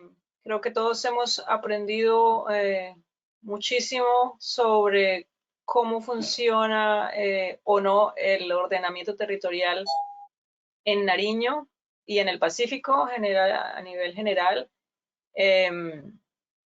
Es bastante interesante escuchar sobre un departamento que queda tan lejos de la costa atlántica y poder ver que puede haber también similitudes con lo que pasa en la costa atlántica. Bueno, Armando nos habló hoy sobre el concepto de territorio, sobre los desafíos de ese ordenamiento territorial, sobre los conflictos en el uso de la tierra y la necesidad de entender el ordenamiento territorial en el marco de los juegos de poder. Es una mirada bastante interesante, teniendo en cuenta esa concepción de territorio donde no es un espacio vacío, sino un espacio geográfico apropiado, social, política y simbólicamente. Y en ese marco yo tengo un par de preguntas para hacerte. Antes de eso, le recuerdo a los asistentes que pueden a partir de ahora escribir sus preguntas en el panel de control en la sección de preguntas o levantar la mano y de esa forma podemos darle la palabra. Armando, yo empiezo precisamente con el tema de qué similitudes o diferencias ves tú en la incidencia de esos poderes en los procesos de ordenamiento territorial de la costa pacífica y atlántica. Tú obviamente conoces mucho más de la costa pacífica, pero a nivel general, como costas, ¿no? Tú dijiste las costas es un territorio desconocido en términos de ordenamiento territorial. ¿Cómo ves tú que ese juego de poderes incide en estos dos territorios?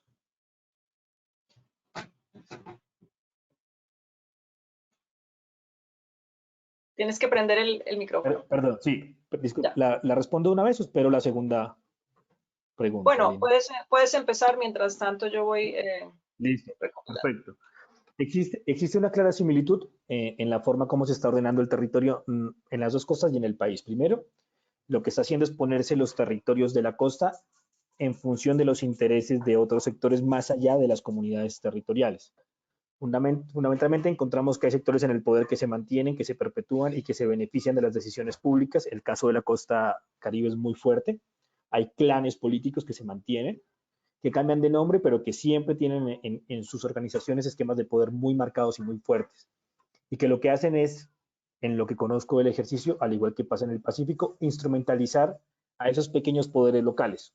Entonces, la idea de la gestión del proyecto, la idea de la gestión de todo este tipo de iniciativas que pueden generar, entre comillas, desarrollo, lo que genera son lealtades políticas que terminan perpetuando la forma de organización. ¿Por qué? Porque no se está ordenando el territorio desde abajo, sino está ordenando el territorio desde el interés general y de la satisfacción de demandas puntuales.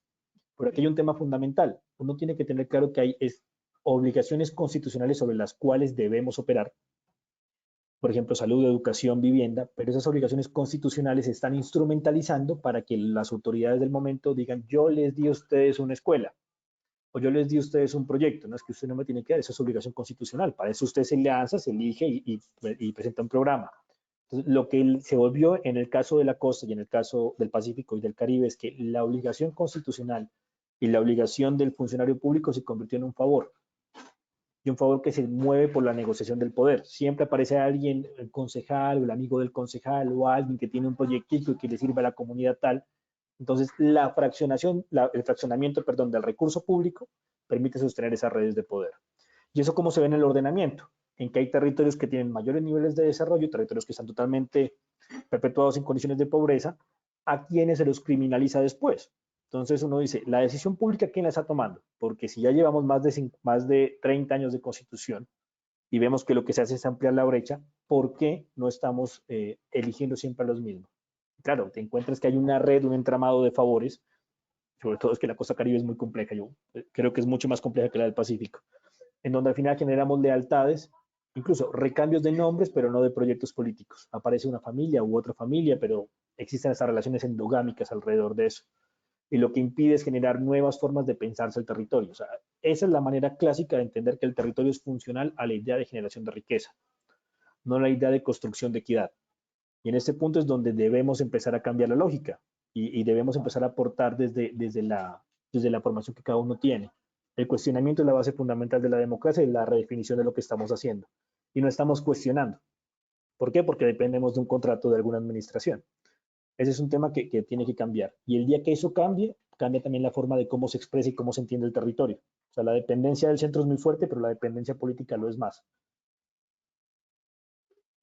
Ok, y en ese marco te pregunto también, tú hablaste bastante sobre la representación política de la, digamos, la democracia representativa. Si hablamos de la democracia deliberativa, ¿cómo ves tú que en ese marco sean posibles procesos de participación y negociación públicas, digamos, sanas, libres de corrupción y de violencia? ¿Es posible eso o no es posible que se generen procesos de diálogo ya a nivel local, ¿no? La participación social en el marco de estos procesos de ordenamiento territorial, ¿no? Están los municipios formulando sus planes, tienen la obligación de llevar a cabo procesos de participación ciudadana. ¿De qué manera están las garantías dadas dentro de ese juego de poder tan fuerte entre diferentes actores legales e ilegales? ¿De qué tantos es posible o no que haya esos procesos de diálogo locales de participación ciudadana para que el ordenamiento territorial funcione? Sí, frente a esa pregunta, hay un tema que es fundamental y es que partimos del hecho de que deliberar implica que el otro tiene poder. O sea, verlo como igual. Y en ese reconocimiento del otro como igual es donde tiene que entrar el acuerdo de negociación. Primero, si el actor que requiere participación o que quiere opinar no se da cuenta que es sujeto de poder, que al final el poder es un ejercicio, no es una cantidad, es un ejercicio relacional. Si los actores entienden que su capacidad de relacionarse con el otro es entre iguales, porque son dueños del espacio, son dueños del territorio en el caso de comunidades negras indígenas, empieza la recomposición del poder en ese caso. ¿Qué es lo que pasa? Que siempre, y es un tema también que tiene el esquema institucional, toda solución o todo esquema de desarrollo termina reduciéndose a un proyecto. Entonces, el proyecto que surgió como la necesidad para optimizar el gasto público en el Estado colombiano terminó siendo al final como digamos, el fin último de la movilización social. Queremos un proyecto. Entonces, siempre termina generando eso un problema de costos, de capacidades, incluso, por ejemplo, hay temas de cómo se instrumentaliza el enfoque territorial. Y en los planes de desarrollo se instrumentalizaba el enfoque territorial diciendo que a las comunidades se les daba la capacidad de deliberar sobre los proyectos que ellos querían.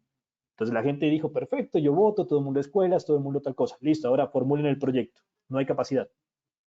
La capacidad también de deliberar y de hablar entre iguales con unas mínimas condiciones de poder requieren de qué? De la generación de capacidades en lo local para las comunidades.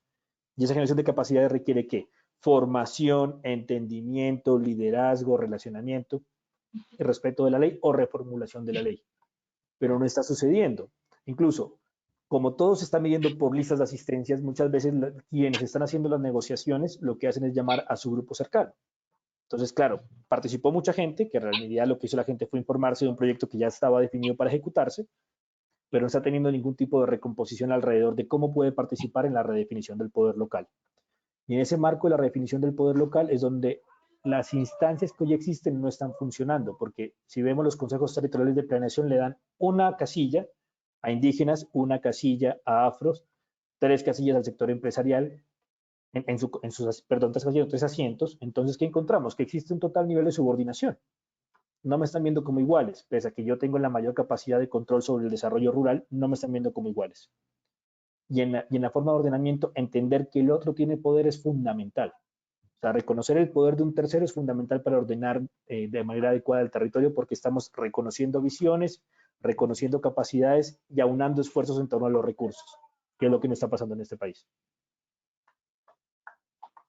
Muy bien, exactamente, con eso quizás abrimos la discusión, ¿no? Es la pregunta si los poderes políticos y económicos actuales, los poderes públicos, tendrán la capacidad de reconocer que ese tipo de actores locales, como las comunidades negras, por ejemplo, las indígenas, son actores de poder que están en todo su derecho de negociar. Es la pregunta. ¿Están reconocidos a sí mismos como actores de poder? ¿O sí, pero qué tan las difícil es comunidades... que los actores, perdón, públicos o los poderes económicos y políticos actuales entiendan eso o lo quieran entender? Listo. Aquí hay dos temas, por ejemplo, que son claves. Primero, en Colombia solo existe una ley para comunidades negras. De entrada ya estamos fregados porque esa ley es la ley 70 del 93 y tiene 5 capítulos que no han sido reglamentados por decreto, que es uno, el del cuidado del ambiente, el otro también es el tema de la generación de capacidades de economía sostenibles propias. No se ha reglamentado. Hasta que no se reglamente, el Estado no va a financiar eso. Y no se reglamenta, ¿por qué? Porque si bien se les designó la titulación colectiva del territorio, nunca se perdió el interés por explotar el territorio en algún momento. Entonces, ¿por qué? Y uno lo puede plantear, ¿por qué voy a ceder todos mis derechos de titularidad como Estado a unas comunidades afro si en algún momento necesitaré esos recursos de la biodiversidad que me ha hecho cogido geográfico para poder generar rentas? Ejemplo, minería. Si ustedes ven el plan de ordenamiento minero, todo en el Pacífico es todo, pero la titularidad es colectiva. Entonces, aquí viene un juego que uno puede empezar como a hacer una serie de especulaciones. Doy un poquito sobre lo básico porque les dio el reconocimiento como organizaciones étnico-comunitarias y les dio participación y les dio 2 curules en el poder electoral, pero no les doy el manejo total de su territorio. Entonces empieza un juego, listo, ¿no? Yo le reconocí a usted la ley 70, sí, y las comunidades se aferraron a esa ley tanto que es un riesgo porque es la única ley que tienen y que no se ha reglamentado.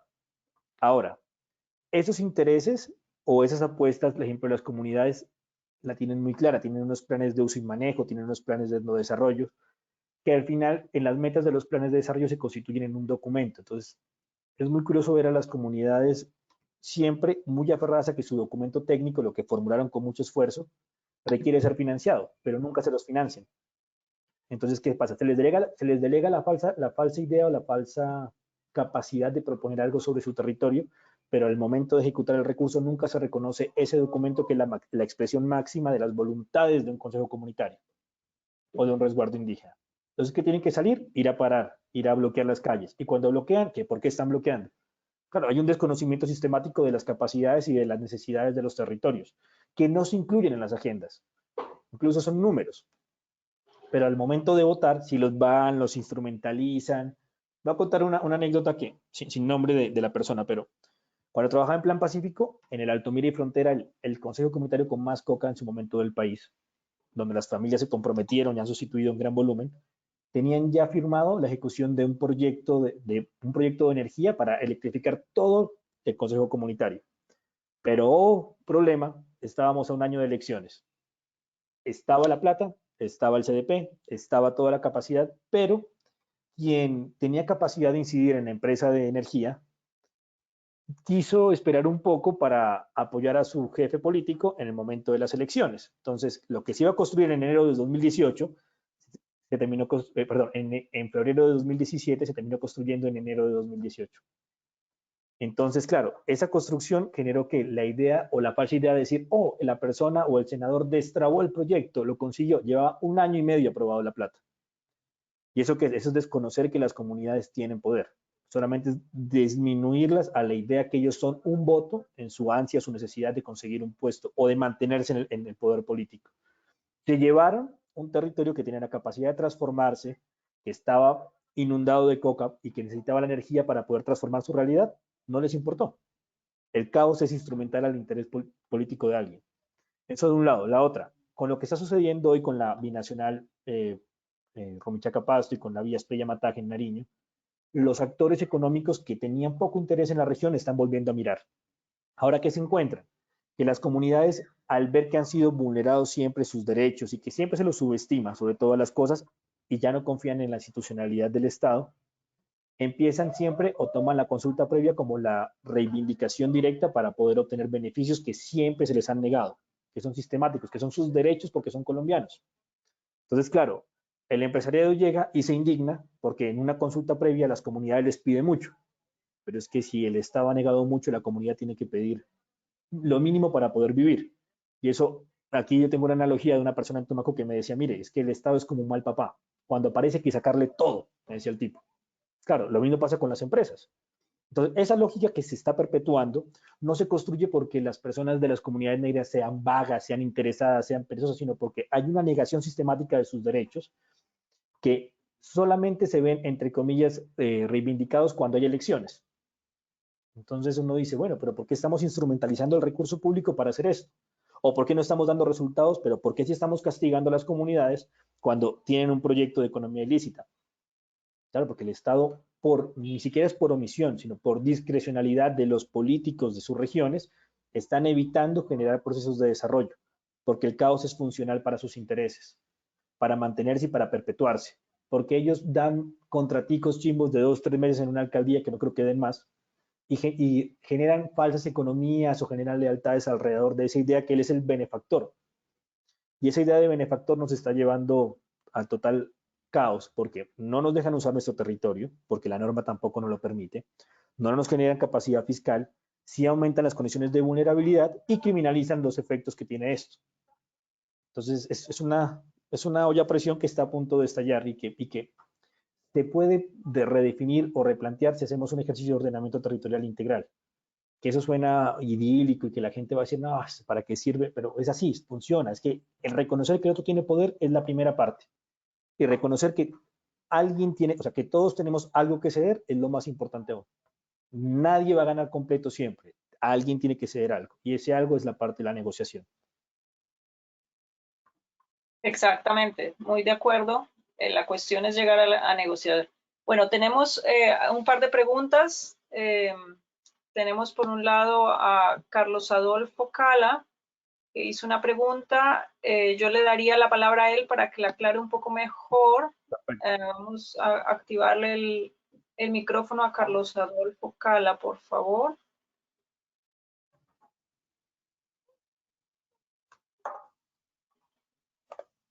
Ah, está escribiendo que tiene dañado el sonido.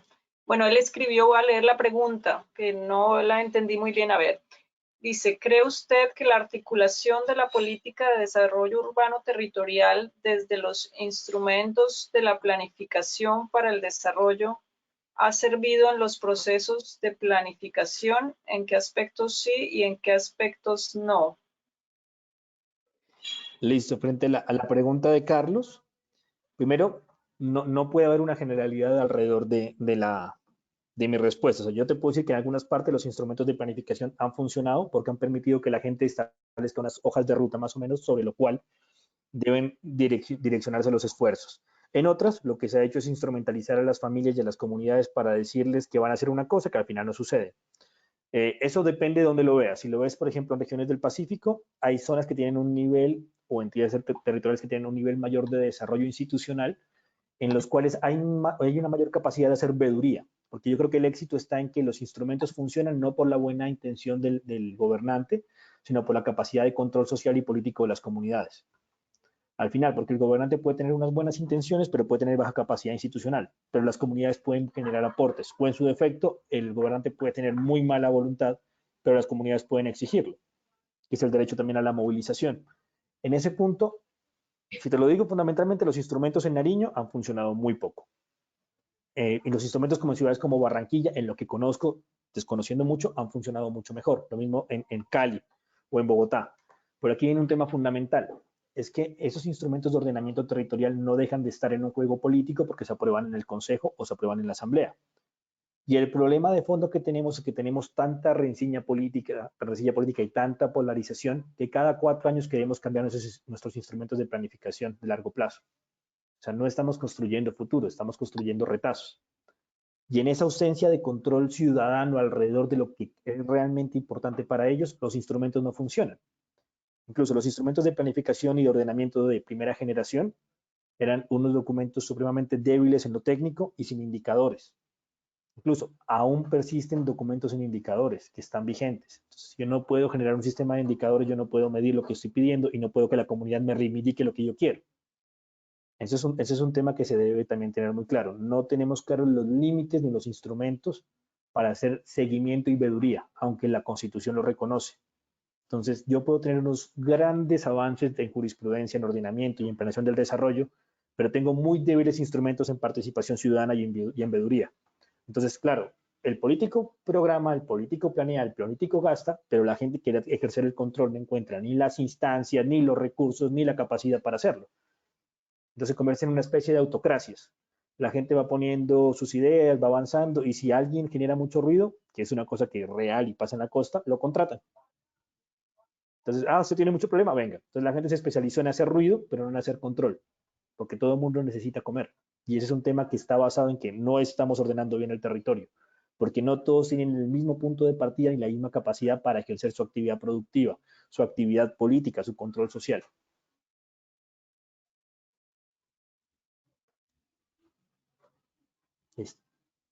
La pobreza, en el fondo, marca esa dependencia y no, Sí, pero no permite adicionalmente, la independencia de como acuerdo, actores, ¿no? Como pero para es que lograr hacer control, ¿ah? claro, pero adicionalmente es que la pobreza existe y la pobreza no solamente existe, la pobreza se mantiene y mantenerlo es funcional. Lastimosamente hay que decirlo, es poco crudo, pero a la gente le sirve que haya gente pobre.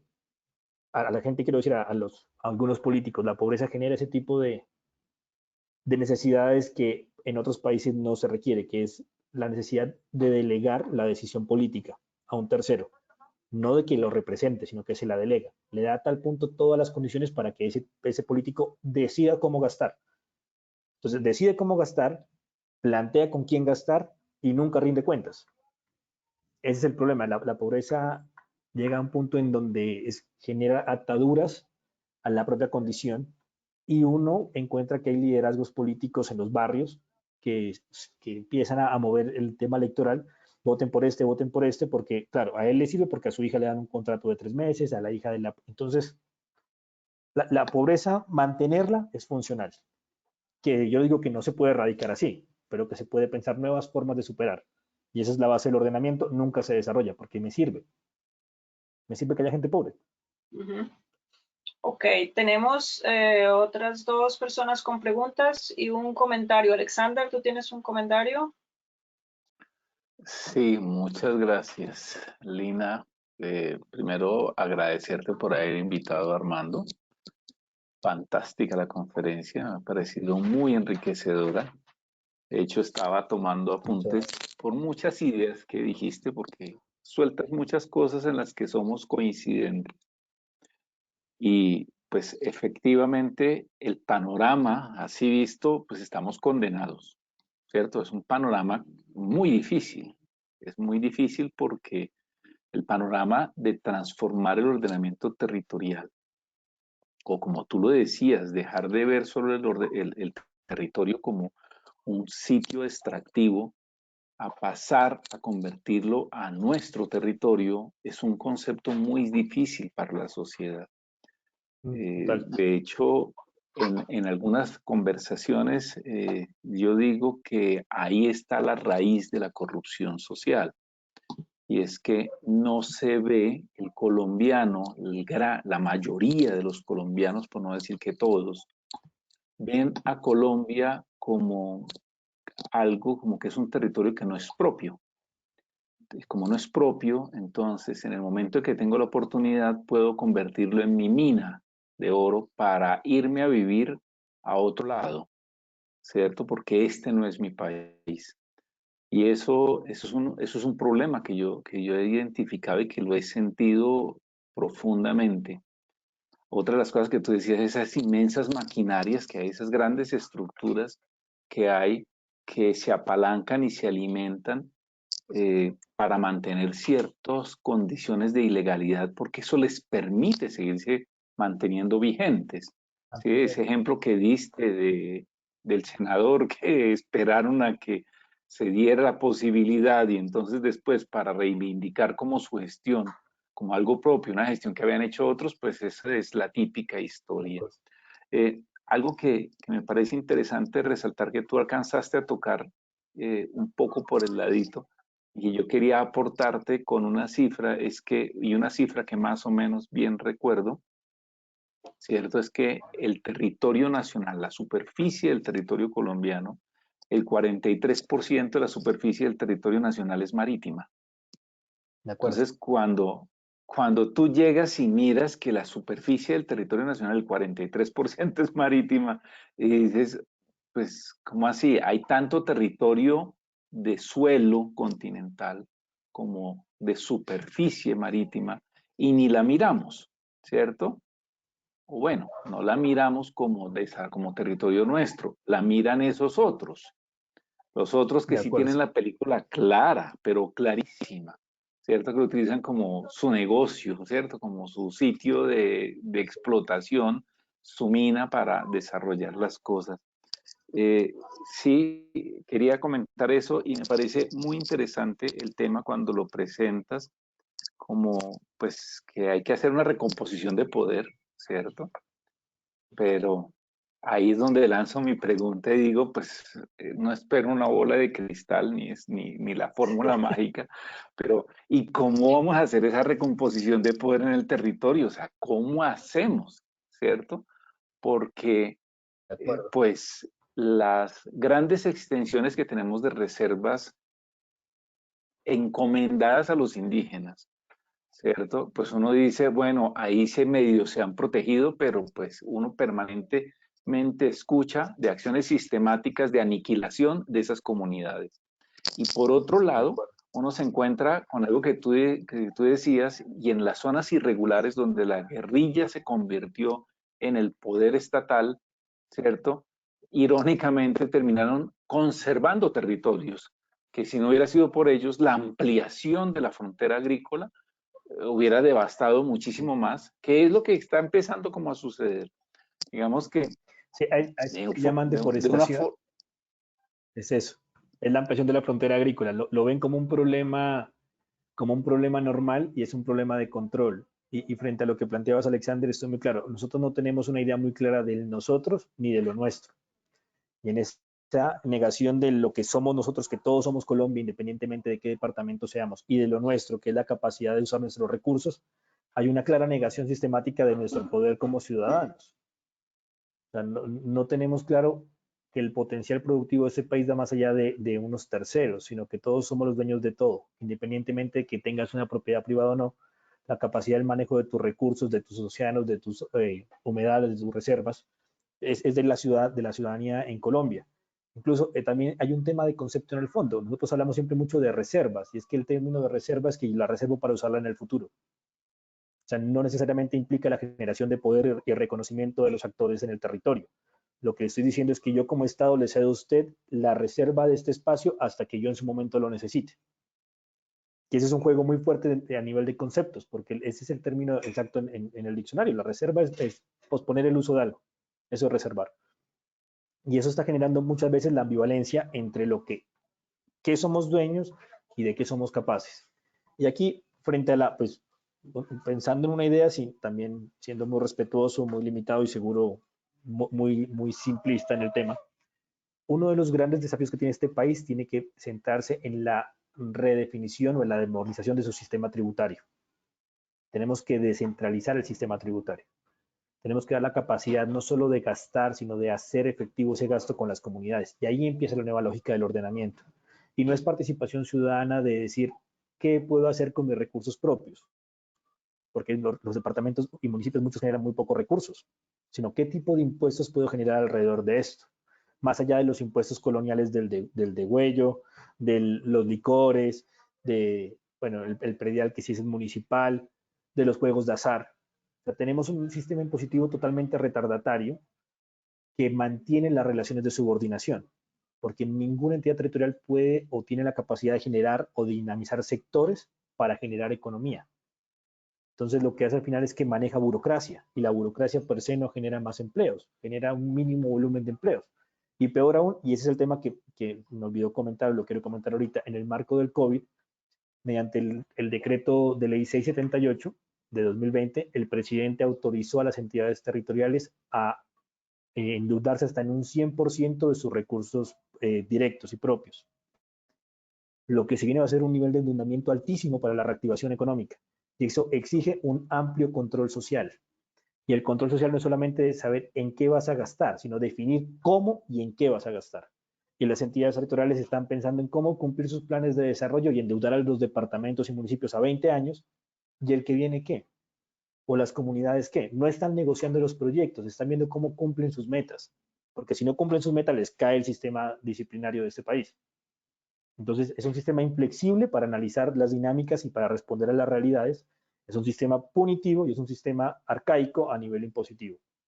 Entonces, niega la capacidad, pero aparte castiga la incapacidad, pero aparte no permite la participación. Entonces, claro, todo el mundo se va por la salida fácil, la corrupción o la ilegalidad. O sea, nuestro propio sistema que no es capaz de discutir, y quien lo discute son los senadores y los representantes, no está pensando en cómo fortalecer las finanzas departamentales y municipales para la reactivación económica del COVID.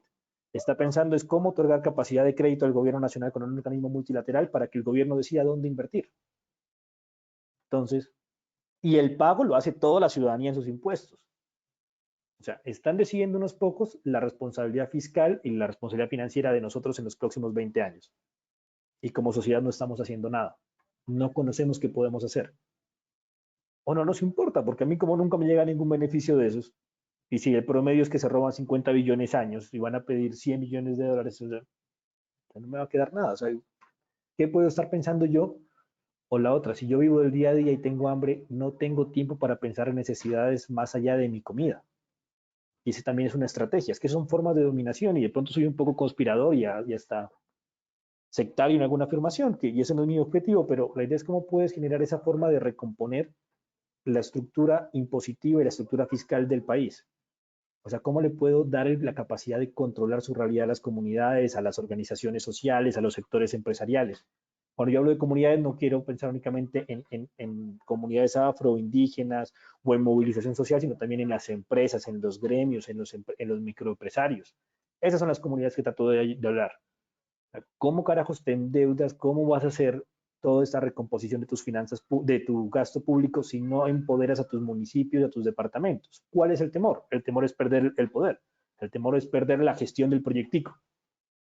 Entonces, ese es un tema que tiene que tener un debate nacional.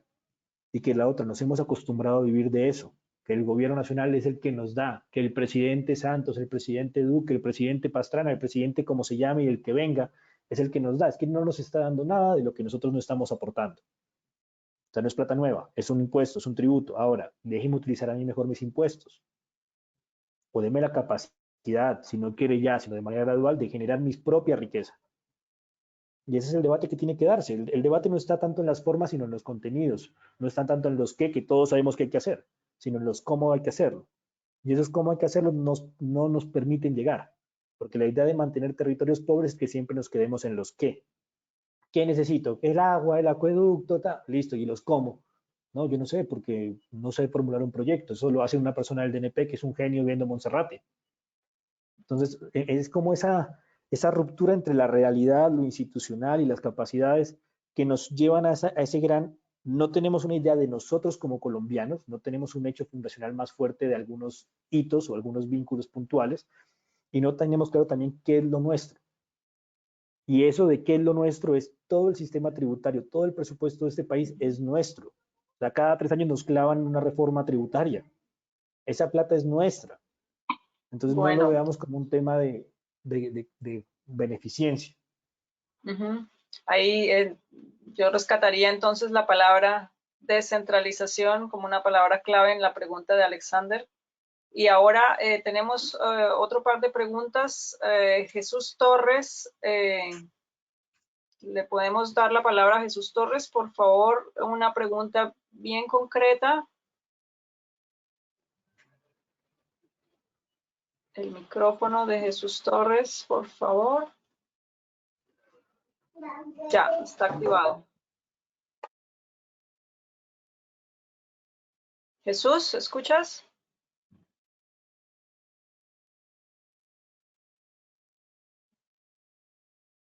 Yo no escucho a Jesús, perdón. No parece funcionar. Perfecto. Estaba así.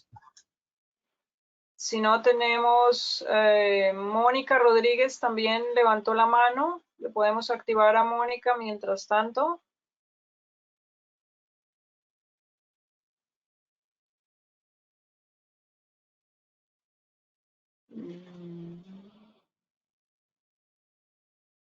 Mario, todavía no está activado el micrófono de Mónica. Ahora está activado. Mónica.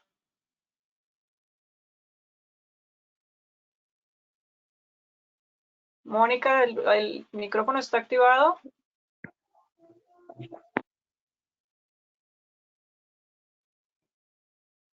Algo no funciona. Bueno. El señor Jesús Torres dejó la pregunta en el chat. ¿Quién, perdón? ¿La dejó en el chat? Jesús, sí, bueno, voy a leer. Dice, buenas tardes, Armando. ¿Consideras que el actual sistema de gobierno actúa como dilatador en los procesos de gobernanza territorial, participación y desarrollo ciudadano? ¿Cuál sería la manera efectiva de ordenar y gobernar el territorio? Listo. Perdón, un segundo acá. ¿Cuál sería la forma efectiva? Listo. La manera efectiva de ordenar y gobernar el territorio, sí. Bueno, inicialmente sí, puedo decir que estoy totalmente de acuerdo en que la forma actual de organización del sistema electoral y del sistema administrativo es retardatario frente a los intereses de las comunidades. Incluso no partimos de cero, partimos ya de unos bloques en el poder que son los que al final terminan ordenando el gasto. En ese sentido, lo que encontramos es una representación de unos intereses puntuales, no la consolidación de un sistema de gobernanza que permita hablar a los actores. Ahora también es muy importante dejar claro, este concepto de gobernanza es un poco peligroso porque como tal, uno piensa que la gobernanza es que la gente participa y se pone de acuerdo. Y realmente lo que define un sistema de gobernanza en un sistema democrático es la capacidad de generar acuerdos sostenibles en el tiempo. No es únicamente el sistema de la participación. Y ahí es donde entra un tema que también la academia puede tener. La academia no, tanto las instituciones de planeación en el país. En sus cartillas nos dicen que la gobernanza es que la gente participe. Y realmente eso es una forma de participación. La gobernanza está en que la gente defina su proyecto, lo haga sostenible y constituya un sistema de seguimiento y de veeduría ciudadana. Eso hace un sistema democrático realmente, un sistema de pesos y contrapesos. No son afirmaciones.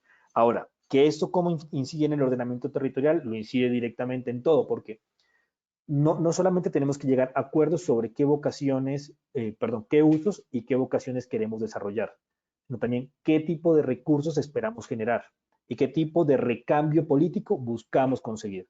Porque es que el ordenamiento implica un recambio generacional en la política, un cambio de las formas de ver la política. Hoy puede ser la prioridad el tema de la economía, el tema de la reactivación del empleo, pero mañana puede ser el tema de la sostenibilidad ambiental. ¿Por qué? Porque de pronto me excedí mucho. O sea, el ordenamiento es muy dinámico, pero requiere una serie de acuerdos puntuales enmarcados en sistemas de gobernanzas estrictos. Pueden haber hasta 4 o 5 sistemas de gobernanza, que es la otra cosa. En un municipio no tiene que haber uno solo porque es que el sistema de gobernanza no es el consejo es un órgano de representación. El sistema de gobernanza se basa en la generación de acuerdos que permiten la defensa y la construcción de agendas en el consejo. O sea, es la construcción de la base social. Ese es el sistema de gobernanza. Y hoy estamos muy vinculados a que es la idea de que el consejo es la instancia de representación. Y esa es la representación, consulta y aprobación. Pero este consejo no está representando intereses. No está representando las bases porque las bases tampoco se están organizando. Entonces, la redefinición del modelo de gobernanza parte más por lo legítimo que por lo legal. La definición de las decisiones públicas en el consejo parte más por lo legal que por lo legítimo. Pero si lo legítimo no está ordenado, aquel que está atentando el poder va a ser legal lo que de pronto no es legítimo y lo que no genere mejores condiciones. Pero como es legal, como él define la ley, como él define la ordenanza o el acuerdo municipal, claramente no representa ningún tipo de interés. Entonces también la base o del sistema de gobernanza tiene que estar asociada en la generación de agendas comunes, la construcción de sistemas de pesos y contrapesos y la redefinición del poder político. Porque al final el consejo es una instancia, no es la que toma la decisión sobre la comunidad. La comunidad o nos han enseñado que ellos toman la decisión o la comunidad se cansó de participar y delegó la decisión en un tercero, que no siempre toman las mejores decisiones. Eso estamos totalmente de acuerdo y la realidad es esta.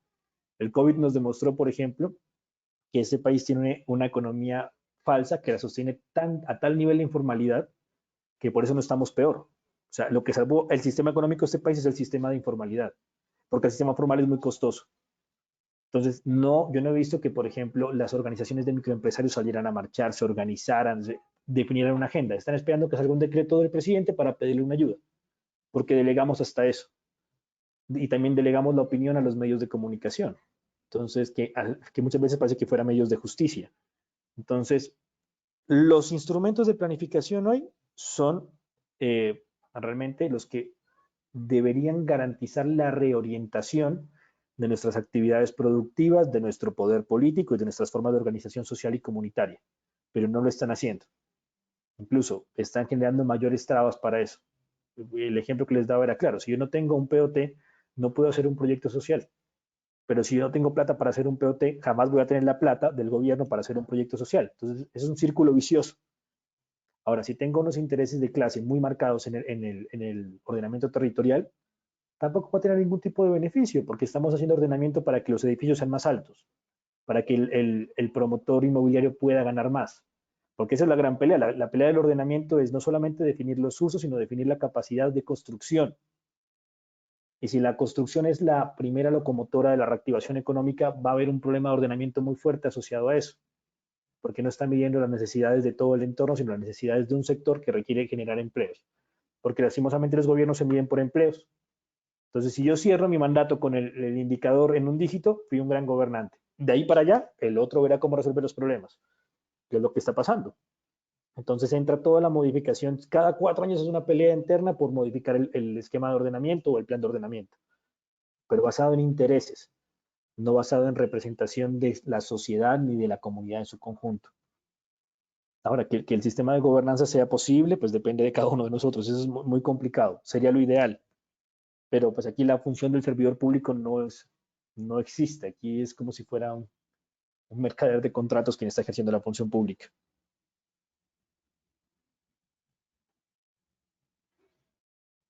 Muchas gracias, Armando. Nos queda una pregunta.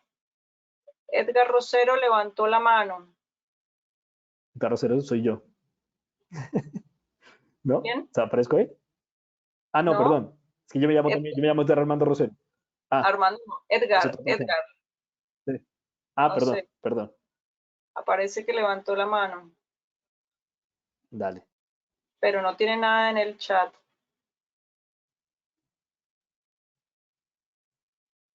Parece que ya no está activo, no lo sé.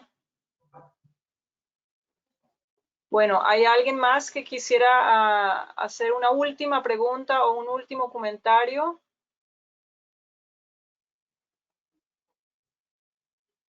No me aparece. De lo contrario, entonces, cerraríamos y te agradeceríamos, Armando, de nuevo por esa presentación tan enriquecedora, por esa visión tan importante del tema del poder en estos procesos de ordenamiento territorial, por traernos los ejemplos tan concretos de Nariño y del Pacífico para poder entender por qué en otros lugares las cosas suceden así. Disculpa, pero alguien levantó la mano en el último momento y como tenemos unos minutos, dice Juan Carlos Medina, quisiera hacer una pregunta.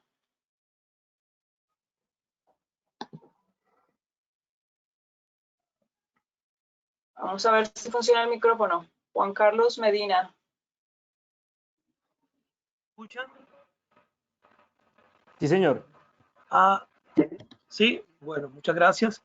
Armando, Sí, gracias por buenas tardes. tu interesante disertación que ha sido muy enriquecedora. Siempre he sido un defensor, bueno, digamos, me ha interesado, he estado muy interesado en la diferencia entre unión y unidad. Esto que llaman unidad nacional, o quizás lo que hay en Colombia, que sea una unión nacional.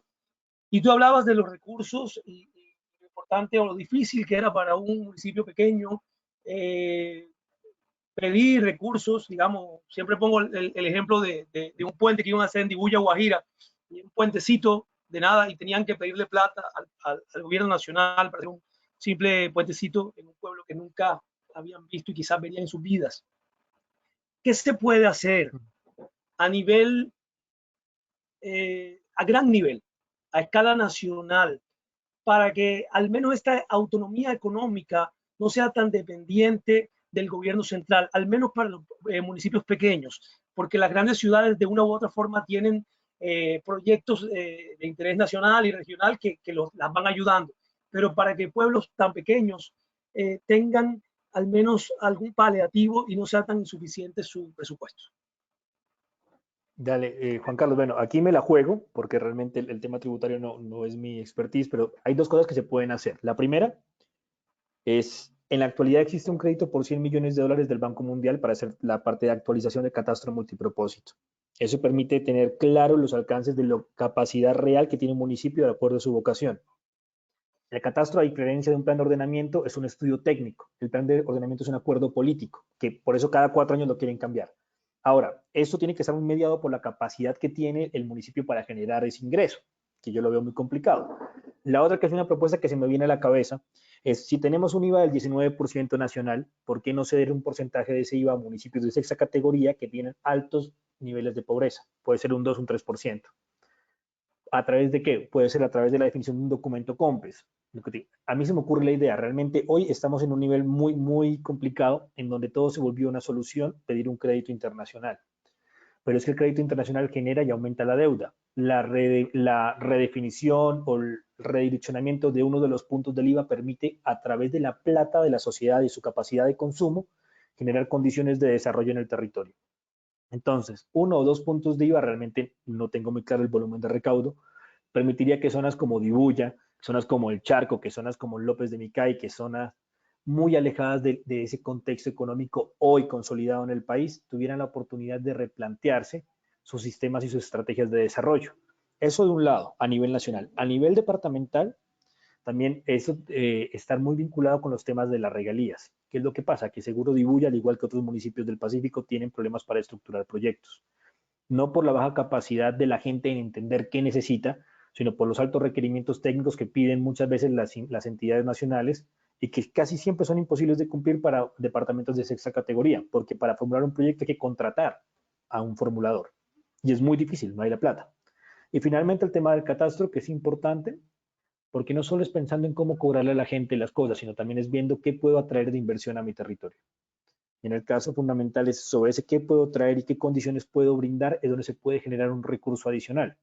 Sin embargo, la decisión está muy mediada por el deseo, por la intención de en este país redefinir las finanzas públicas locales. Y ese es un debate que tiene que empezar a surgir. Y estamos siempre en la idea que la nación se endeuda y esa plata termina en el metro de Medellín o en el metro de Bogotá o termina en el metro o termina en el tren del 80 o en el tren de cercanías de Bogotá, que son obras sociales, que son importantes, pero no por eso terminan de ampliar la brecha y generan mayores niveles de inconformidad, mayores niveles de legitimidad y sobre todo mayores niveles de desconfianza, que eso abre la puerta para que otros entren a ocupar el lugar que el Estado no ha ocupado.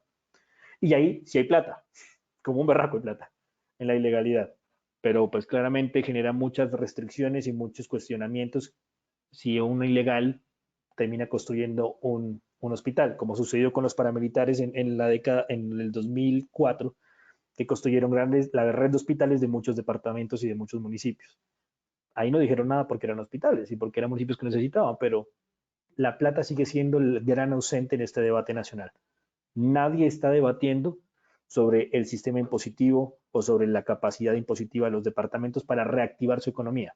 Están debatiendo es cuánto sube la nación el presupuesto de inversión para negociar con los alcaldes y gobernadores en un periodo preelectoral.